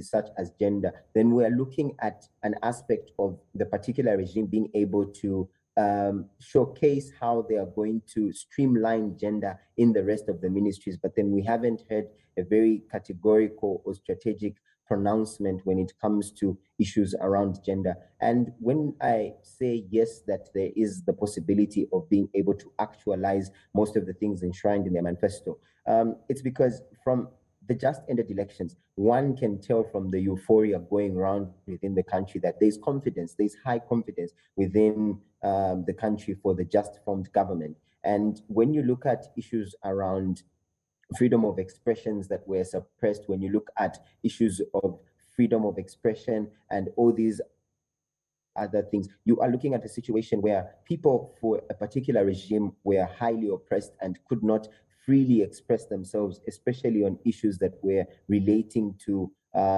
freedom of expression and speaking out on a number of governance issues. So I believe with that change of environment and people being more proactive and engaging with the current government is something that would be very vital in terms of being able to achieve most of those things that have been enshrined in their constitution or in their manifesto rather. But more importantly, I think it's an aspect that even the New Dawn government has spoken about, which is having to enact for a very long time a bill that Zambians have called for, which is the Access to Information Bill. This is something that is going to allow most Zambians to be privy to information that will allow us to hold our leaders accountable, because the Access to Information Law allows people to be transparent and accountable because people have information at their fingertips. But then we've been calling for such a law for a very long period of time. And I think having to celebrate 57 years of independence should see laws like the Access to Information Bill already being existent in Zambian structures. So when it comes to manifesto actualization and plans, it is too soon to judge because it's only been a few months, but already the skepticism personally would be around gender inclusion, because this coming Friday, they will be announcing the national budget. So you're looking at issues around how gender responsive is that budget going to be if you don't have a ministry or a line ministry around gender, and how inclusive is it going to be when you're looking at issues of women empowerment, when you're looking at the welfare of girls out there in rural areas. So it's still too soon to judge. But then even when you look at the different appointments that have been enshrined, because not only just on the gender aspect, even when it comes to young people, we are still seeing lesser and lesser young people being appointed in very strategic positions of power. So I think we are still yet to see how the turnaround effect of the cabinet or the decisions that are being made or pronouncements that are being made currently will turn out. But personally, I think there's a little bit of skepticism when you begin to see a highly patriarchal cabinet being appointed, but more so less appointments for young people. That was the huge demographic that voted for you. Now, my question is to Neto. Since Zambia gained independence in 1964, we've seen a trend of Zambian leaders prosecuting their predecessors. We heard His Excellency Hakainde Hichilema did say that he inherited an empty treasury from his immediate past predecessor, former President Edgar Lungu. My question to you, Neto, is this: are Zambian leaders basically corrupt, or are they vindictive? I think the answer for what it may be yes and no, in the sense that I think we need to respect the Constitution, because the Constitution is the guiding compass that we need to respect when we are given the responsibility of being in government. So the issue of following the former leaders depends on how they conduct themselves while holding public affairs. I think I agree with you that when Kaunda left power in 1991, Dr. Frederick Chiluba, may his soul rest in peace, I think constituted a team to interrogate Dr. Kenneth Kaunda. And this is what also followed after Dr. Chiluba left. When Mwanawasa came, he did the same. And we also saw the same immediately after MMD left power. When Sata came, he saw rest in peace. He did the same. But I think the bottom line is that I think we've been having some leaders who are morally bankrupt, so to say, because there's no way how you can try to give a blind eye for the sake of avoiding to prosecute.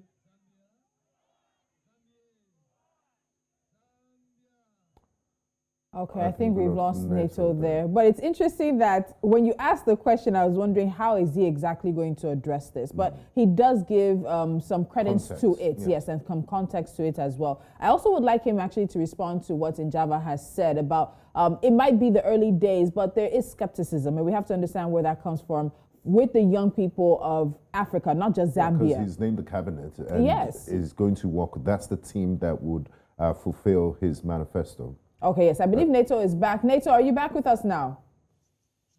Yes, I'm back. All right, please go ahead and finish your thoughts on that. Yes, so what I was saying is that for the lack of a better term, I'll say, I think what has necessitated the process of trying to prosecute former leaders is as a result of not respecting the Constitution. So as leaders, we should not pay a blind eye when certain things are not done in accordance with the rule of law. So to answer your question is that I think of late we've been having some leaders who are morally bankrupt, and as a result, there's mismanagement of public funds in this government institution. So we cannot blame those who are prosecuting former leaders. I think that is what I should put it. So it is yes that we've been electing leaders who are morally bankrupt. As a result, they dip their fingers in public affairs. So we need to create an environment that we are going to pick people who are morally upright, who cannot misuse public funds. So that is the position. But I should also echo on what the previous speaker said, that the Minister of Gender has been removed. I think we need to ask certain questions.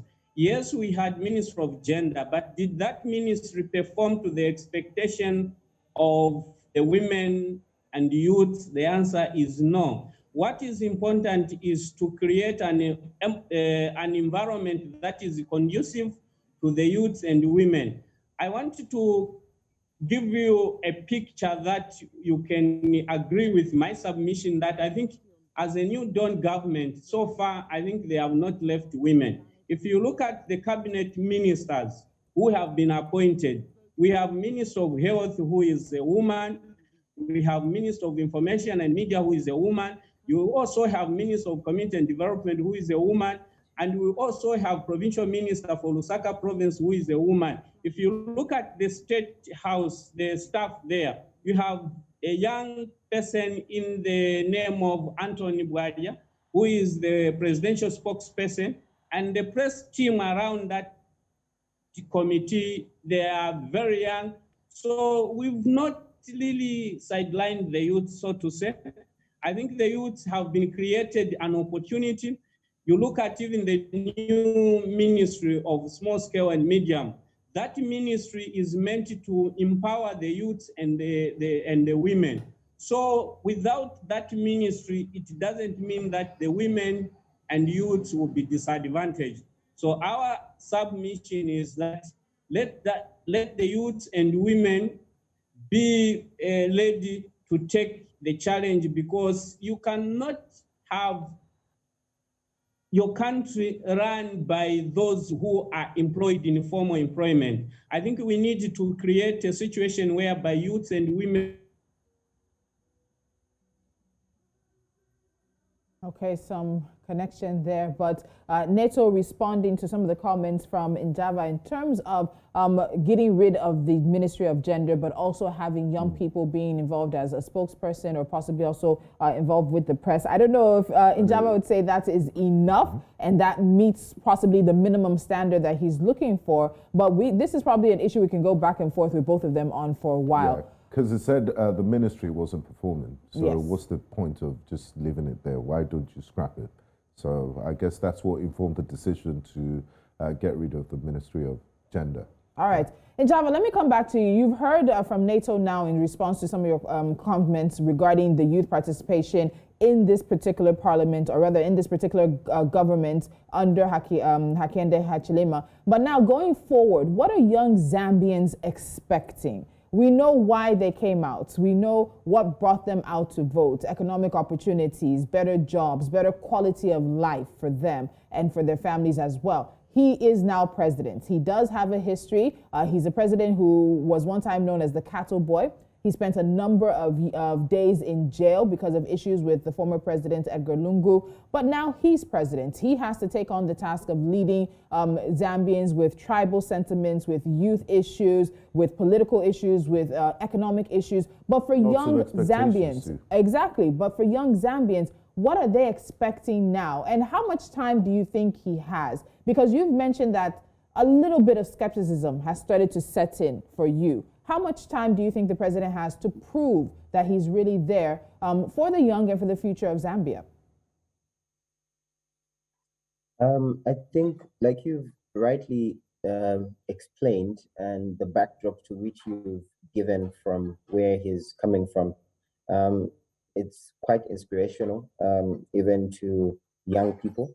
And I think the expectations of young people are very high, and it's that the huge unemployment levels would be done away with.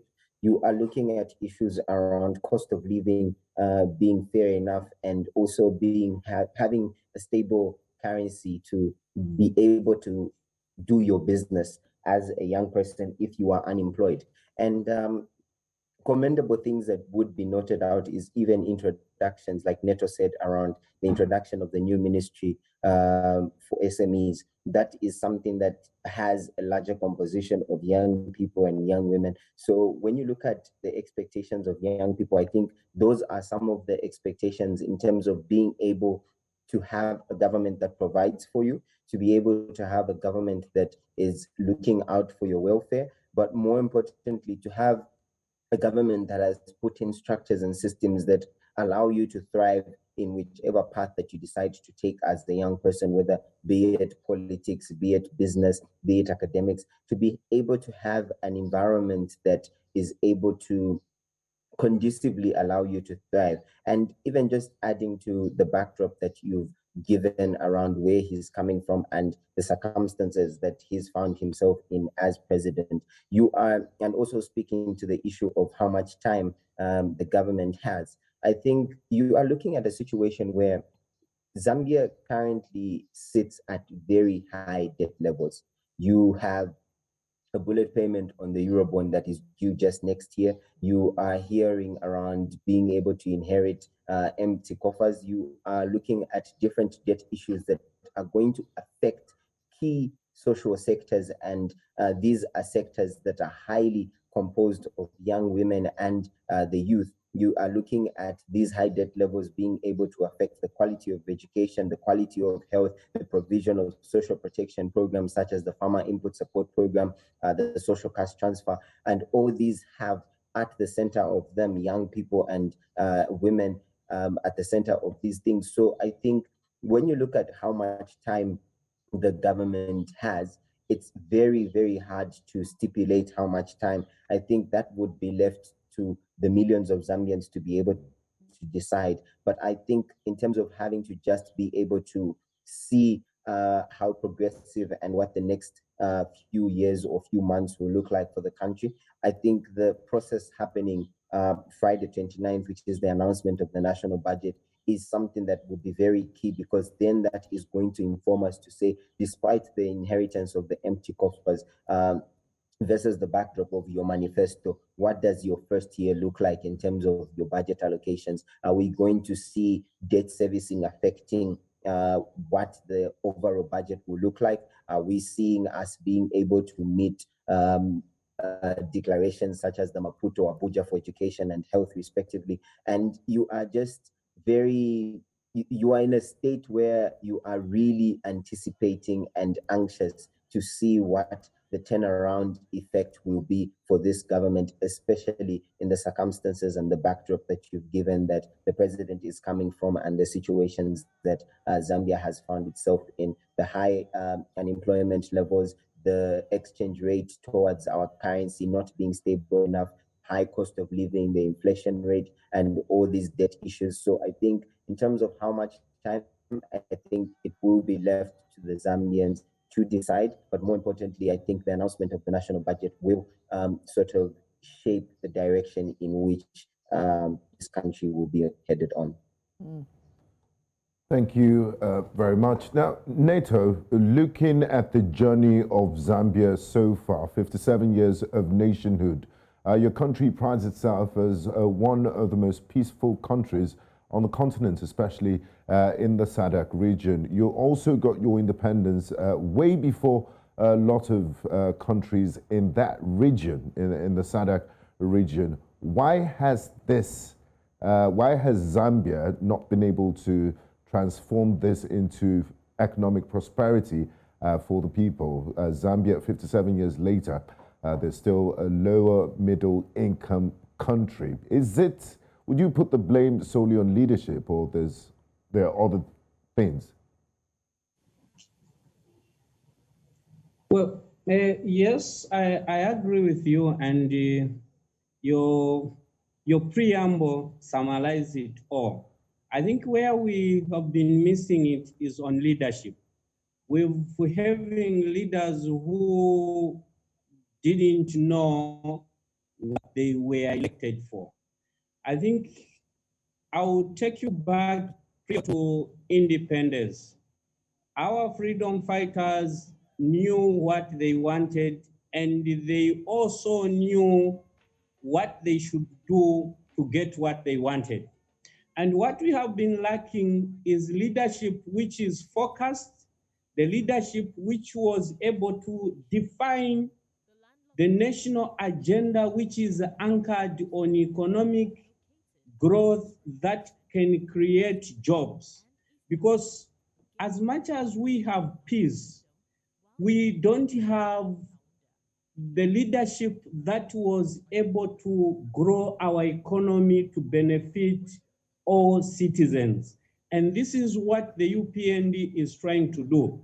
We are trying to redefine our national agenda and focus on economic growth, because independence alone is not enough if people are not economically independent.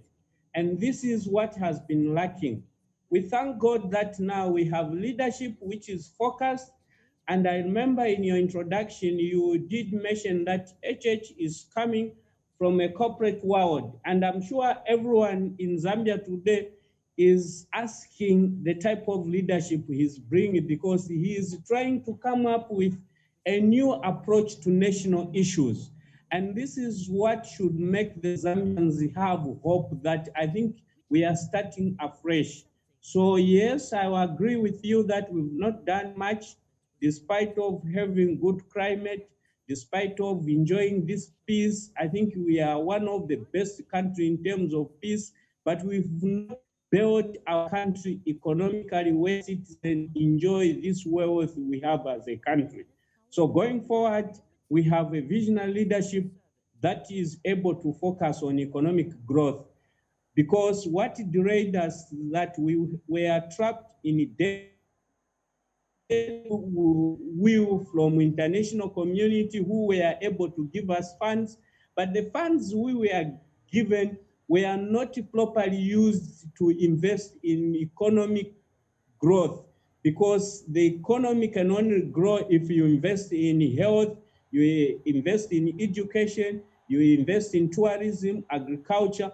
These are sectors that will jumpstart your economy. And this is the direction our new president is taking. He wants to make sure that these key sectors like education, agriculture, tourism, health, before we look at these other sectors, we must invest in agriculture. As the previous speaker said, that we are looking forward this coming week when the Minister of Finance will unlock the UPND budget.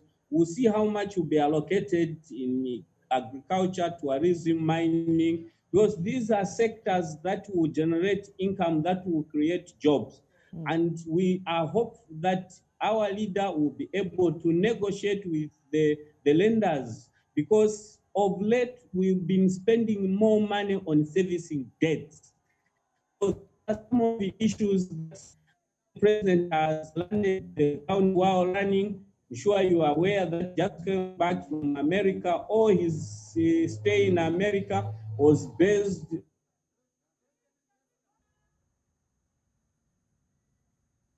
NATO.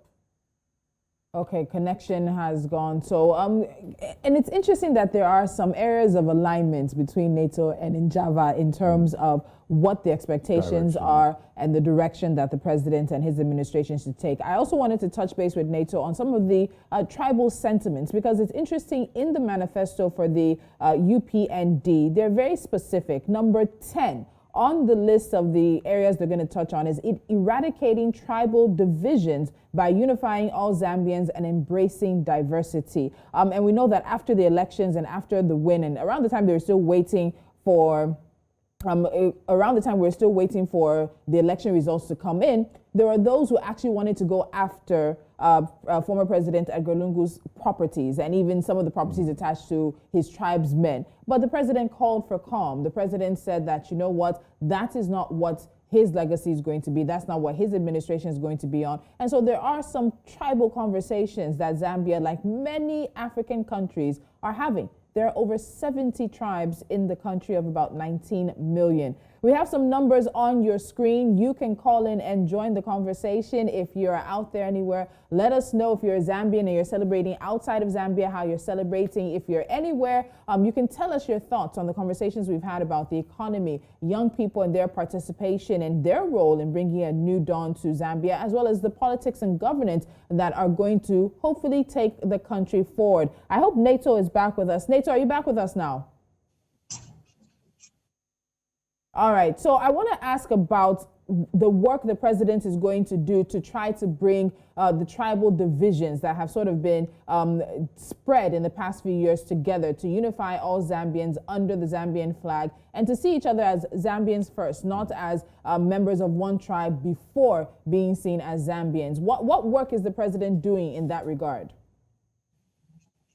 Well, I agree with you. I think you know that after independence, Zambia became divided, and now it's time to reunite with a view to building a better future for all Zambians and make one Zambia, one nation a reality. And this is why the president has made it very clear that we are not going to look at those who were appointed by the previous government as people who were PF or what. He's looking at them as Zambians, because he has realized that for us to move forward in unity, we need to be united, regardless of where one comes from. I think Zambia was divided not because of the people, but it was divided by those who were holding power, the instrument of power. And this is what our president is trying to avoid. He wants to bring everyone. You look at the cabinet he has assembled. He has made sure that all the 10 provinces have representation in cabinet. That in itself shows that the president wants to lead a united country. I want also to submit that 2 days ago we had some by-election. I think you saw how the results came in. We even managed now to go into Luapula.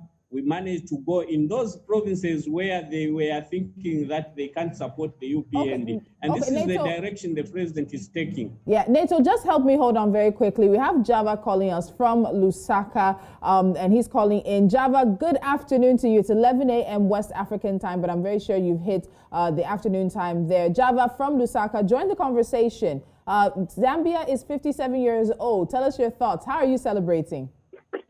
Yes, thank you for having me. We are celebrating in Lusaka. It's a fresh of breath air for us. People are happy, but we must tell our president that we should not make empty promises. We've seen so many leaders in the past. We need to see more people. We need to see leaders who can do better things for us. But you guys are doing a good job. Thank you. All right, thank you so much, Java. All right, so Java, they're calling us from Lusaka. Nato, I apologize for interrupting you. I didn't want us to lose his contribution. The phone numbers will show back on the screen. If you'd like to be part of the conversation, we are still live for, I think, about another 30 minutes as we mark Zambia's 57th independence anniversary. You can also call in and contribute. We're also going to get into some of the comments on social media. The hashtag is Zambia at 57, as well as hashtag Zambia is 57. So Nato, let me come back to you. We're talking about coming back to unifying the country and the work the president, as well as the United Party for Development, is going to do in terms of also uniting Zambia under one flag again. Yes, I was just saying, look at even the results, the recent by-election we had. I think things have started showing signs of unity. And people now are no longer voting along tribal lines. They are voting on merit. I think that is the direction the president is taking. I did mention that in his cabinet so far, he has included all the 10 provinces to show that there is no province that is left out.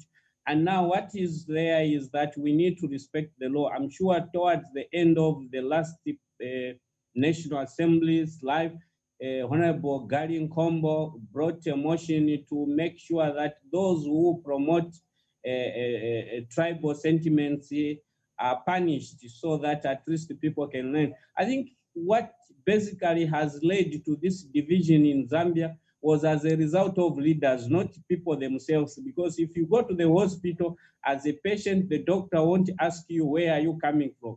If you go to school as a pupil or a student at the college, there's no student who is going to ask the lecturer, where are you coming from? So the tribal sentiments are promoted by those politicians who seem not to have an agenda for this country. So they want to use a tribal sentiment to win favor from those who are perceived to be part of the tribesmen, so to say. So the president has put it very clear that we need to appoint people on merit. We need to know that every province has people who can deliver according to people's expectation at national level. So we do appreciate what the president has said. I can assure you that in the next 5 years, Zambia will be never the same again.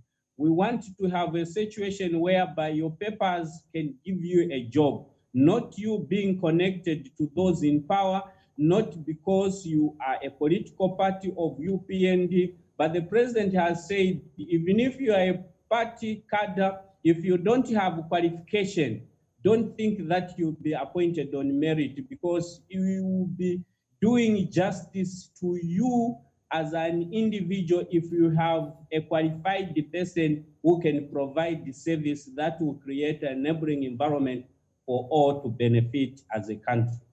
All right. Now, in Java, I would like to bring you back in here. Just following what the caller called, we had a contribution from Lusaka. He said the president should not make empty promises. And we've seen this in campaign periods. Politicians promise heaven on earth, and when they get into power, it's one sort of excuse or the other. And your president, if he's going to go that route, he does have... okay, I think I'll just address this question to Neto. Your president does have genuine reasons to be skeptical, I mean, to cut down on some of his promises, because you've inherited a bad economy off the back of COVID-19. There's a lot of mismanagement in the previous government with debt, with your debt profile. Zambia has defaulted on its loan payment. Do you think the president should cut back on his promises, knowing that it's different when you're inside from outside, or you think he will be able to fulfill all those promises he's made to the Zambian people? Well, I think we are, as a party, I think the president has made it very clear that, one, all the promises that we made, we knew that we are making these promises even when the economy was not doing fine. And the reason why the economy was not doing fine was as a result of poor leadership. And that's why HH has come back to say all the promises that we made are going to be fulfilled, but not overnight. The reason is that the first thing that we need to do as a government is to work on the economy. Because once we work on the economy, we cannot fail to provide education for all. We cannot fail to provide a quality health care for all citizens. We cannot fail to make sure that there's infrastructure development. So the first thing that people of Zambia should do is to give us time. And I'm sure the president made it very clear that for now, we are using the PF budget. And this PF budget is coming to an end on December 1st December. So once this budget is gone and we start now working on UPND budget, then we are good to go. So we cannot go back because the commitments that we made were minimum commitments, because who doesn't want to see that you have educated citizens? So we need to provide free education to our citizens. But people, what they didn't understand is that when we are talking of free education, we meant free education to all the children who are coming from the families that cannot be able to provide education for their children. And that is what is there. In Africa, even beyond, you have pride to send your child to school.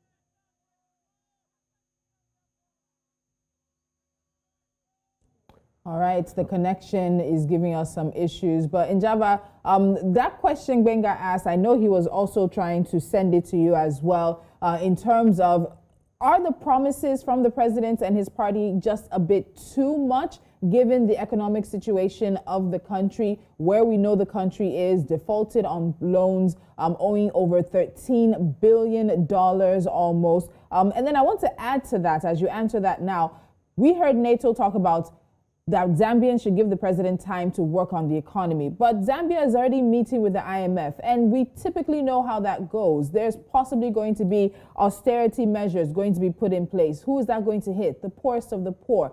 Subsidies, they're probably going to ask for subsidies going to be removed, particularly on very general items for many Zambians. Who is that going to affect? The poorest of the poor and young people and women. Also looking at the civil service as well, possibly going to have to address employment in the civil service, which might push more people into unemployment, and going to look at a widening of the tax nets as well. These are issues that are going to affect young Zambians who are looking for jobs, who may have jobs, and then overall Zambians who are just trying to make a daily living. So as you look at the president's promises, you look at the conversations happening with the IMF, is he and his party being realistic with some of these promises that they're making? Okay, I think with every political party that aims to form government, yours is to provide a manifesto that you feel will be accepted by the people for you to be elected. When I look at the party manifesto and versus the backdrop of the current economy, is it something that is doable? It is something that is doable. What it requires is for issues around fiscal discipline when you're talking about issues around debt. As you rightly put it, Zambia is currently sitting at 13 billion US dollars in debt.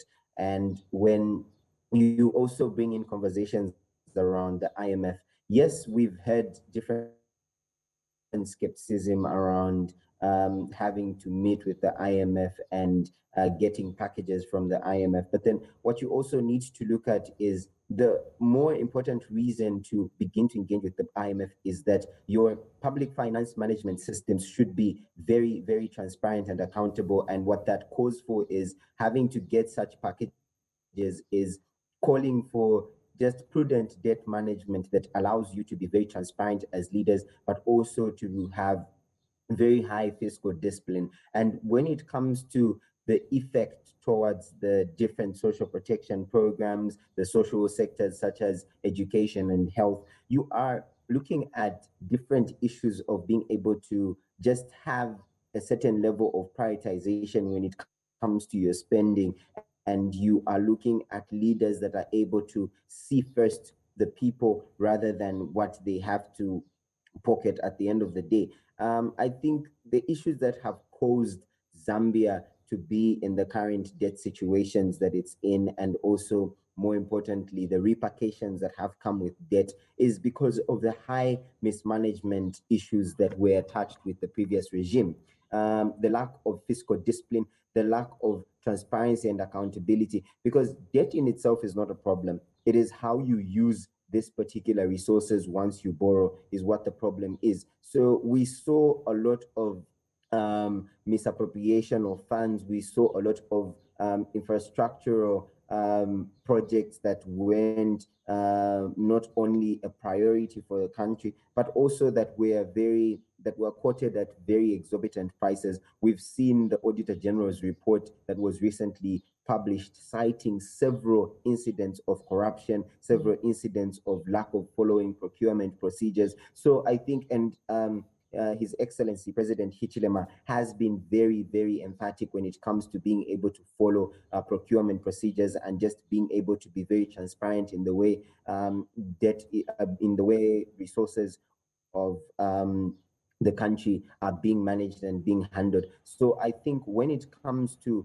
being able to ensure that the country gets on the steady path of debt sustainability or economic sustainability, vis-a-vis them being able to achieve what is within their manifesto, I think it's possible they could get within a certain margin of a success rate. But what is very important is for issues around fiscal discipline, issues around being transparent and being accountable, because currently also that, which is something that we are also seeking from the current government, is just recently there was an economic recovery plan that was set in place when it comes to just Zambia's economy. What we are also looking to hear from the current government is, are they going to pick on the current economic recovery program, or are they going to introduce something that is entirely new, that thrives and is in sync with their manifesto? So I think there are different issues that are currently at play,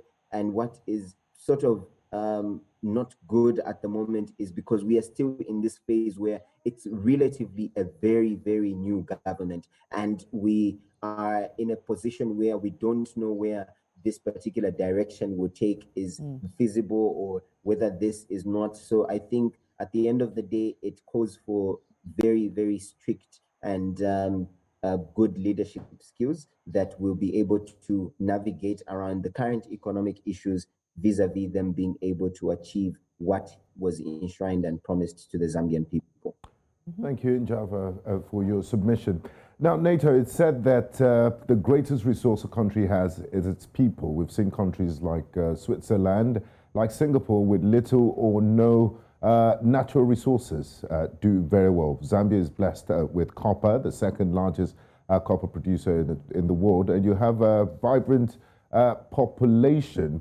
But when you look at the United Nations Development Program Human Development Indices, the value for Zambia is quite, it's a lowly 146 out of 189 countries. This based on the 2019 survey. And looking at the current situation of things with debt servicing and the amount of money that will be left for development, what steps will the current administration take to improve Zambia's ranking when it comes to the Human Development Index? Well, yes, I agree with you that because we are in the neighborhood of 18 plus million Zambians as we are talking today. But I think if you look at in economic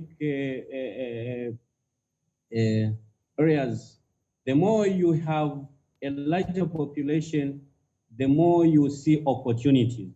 And as a country, as you rightly put it, that we are blessed with the natural resources like copper, and we have fertile lands. And not only that, I think tourism in Zambia, if you well marketed, we can do well. And we also have another environment which is very conducive, like livestock. The climate is good. So yes, what is lacking, or let me say what was lacking, is leadership. With all these things put in place with good leadership, everything is possible. I'll try to bring you back to the issue of IMF with coming up with conditions. I think those conditions are not strange to leadership which respect fiscal discipline, because all what IMF will demand is to have economic managers who are disciplined, and they also want to see that as a country you try to be accountable to the citizen, which has been lacking in the previous government. So for me, I think going forward, all these challenges, they may seem to be huge challenges that can make us as a party fail to fulfill our campaign promises. But with proper leadership and with what we have as natural resources, I don't see us failing to fulfill those promises. All what we can appeal to the people of Zambia is to give maximum support to the leadership and also not always ask what the government can do for you as a citizen. We also have to ask ourselves, what should we do at the individual level to provide that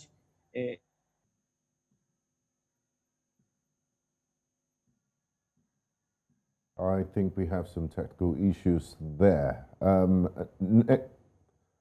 NATO, you there? Okay, I think we lost him. He's back. Okay, he's back.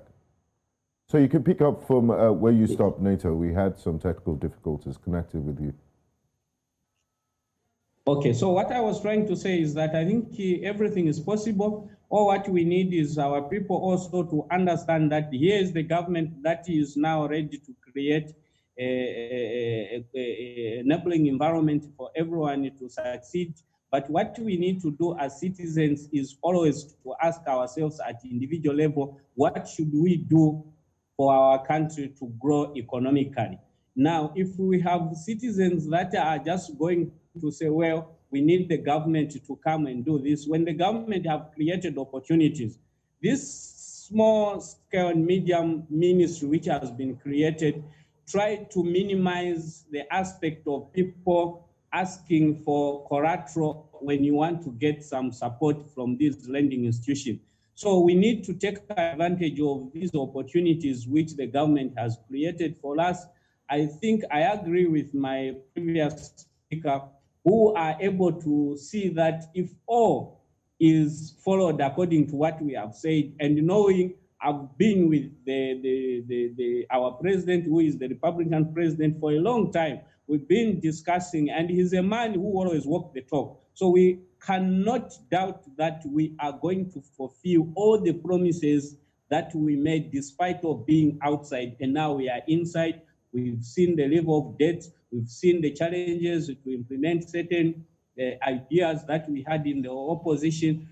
But knowing who is the driver now, we know that to achieve all the promises, and we cannot go back and apologize to the people because we still have 5 years mandate to make sure that all the promises that we made are fulfilled.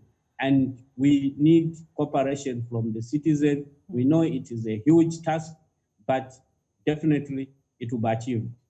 All right. I would want to ask Njava this question, but you will answer for him, or you answer for yourself, and if he makes it back in time, I'll also ask him. This was a historic election. The president won by a landslide, his 6th time out running. So in the past 15 years, he has tried to be president of Zambia. Many people would think someone like that is going in with a plan, going in with action, is ready to work. And we're seeing some of that. But also, a lot of people also point to the fact that this was made easier by the fact that the former president, Edgar Lungu, also conceded defeat.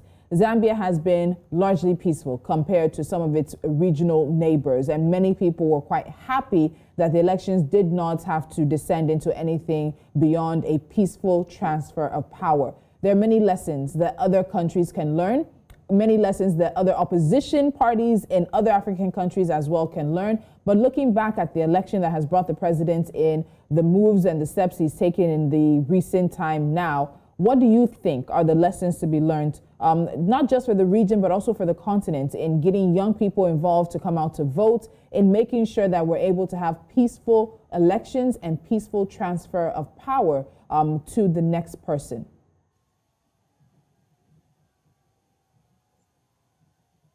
NATO, that's for you. Please go ahead. Hello? Hello, yeah. NATO.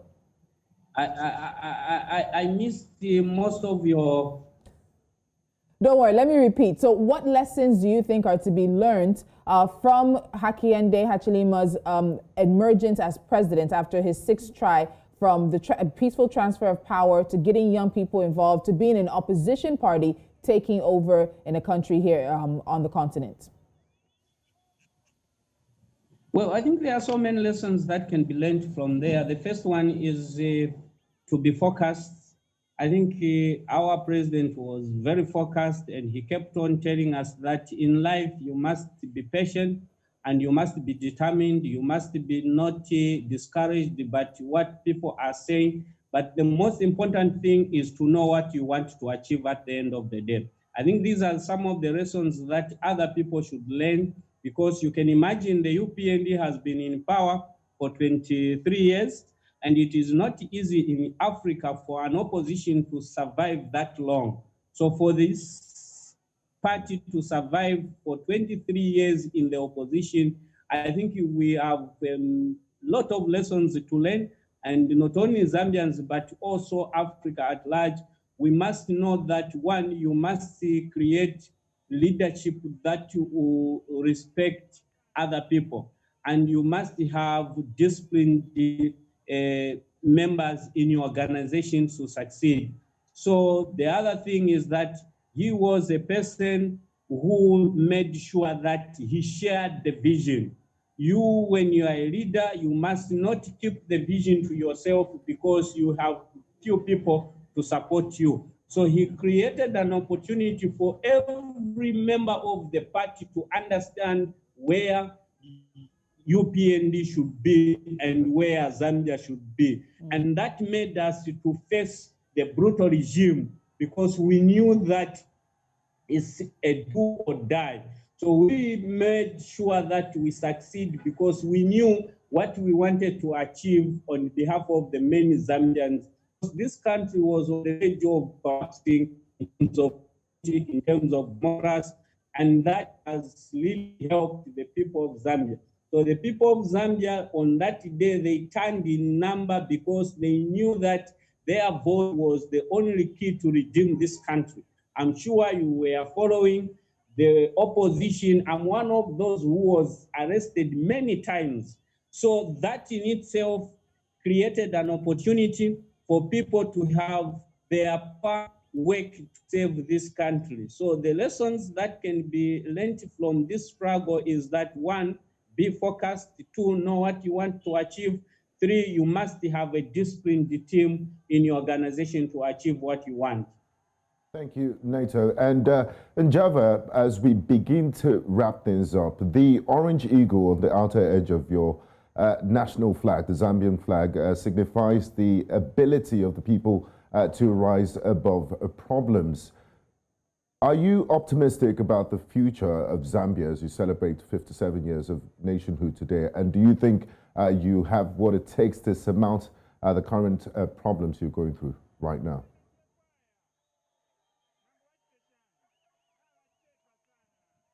I think the future is quite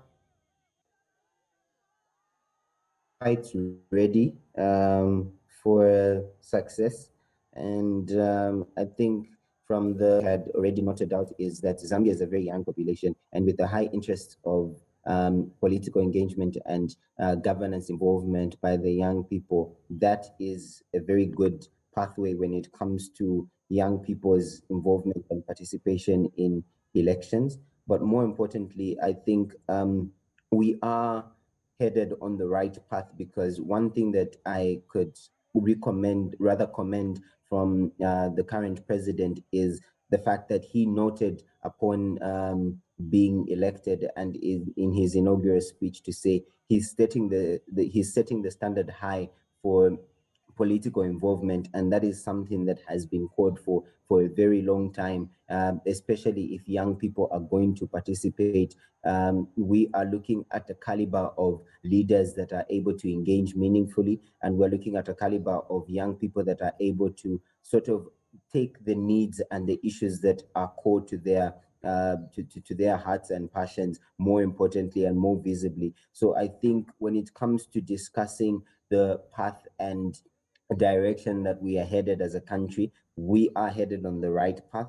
57 years of independence, and we have a country that smoothly transitions from a previous regime to another, when there's a lot of skepticism that was surrounding their handover of power, looking at how oppressive the regime had been. But when you see something seamlessly transition to what we have now, I think that is something to emulate. When you look at the high turnout of young people in voting and involvement in elections, it's very, very encouraging.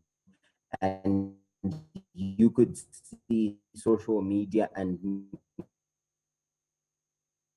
all right, some connection issues there, but Njava was wrapping up, which is what we are also doing as well. Looking at Zambia at 57, President Hakainde Hichilema actually spoke yesterday on the eve of the independence anniversary. If you've missed it, you can head to our YouTube channel and you'll find his speech there addressing Zambians, talking about that the private sector, the civil service, his administration, and so much more would be transparent and open and accountable to the Zambian people.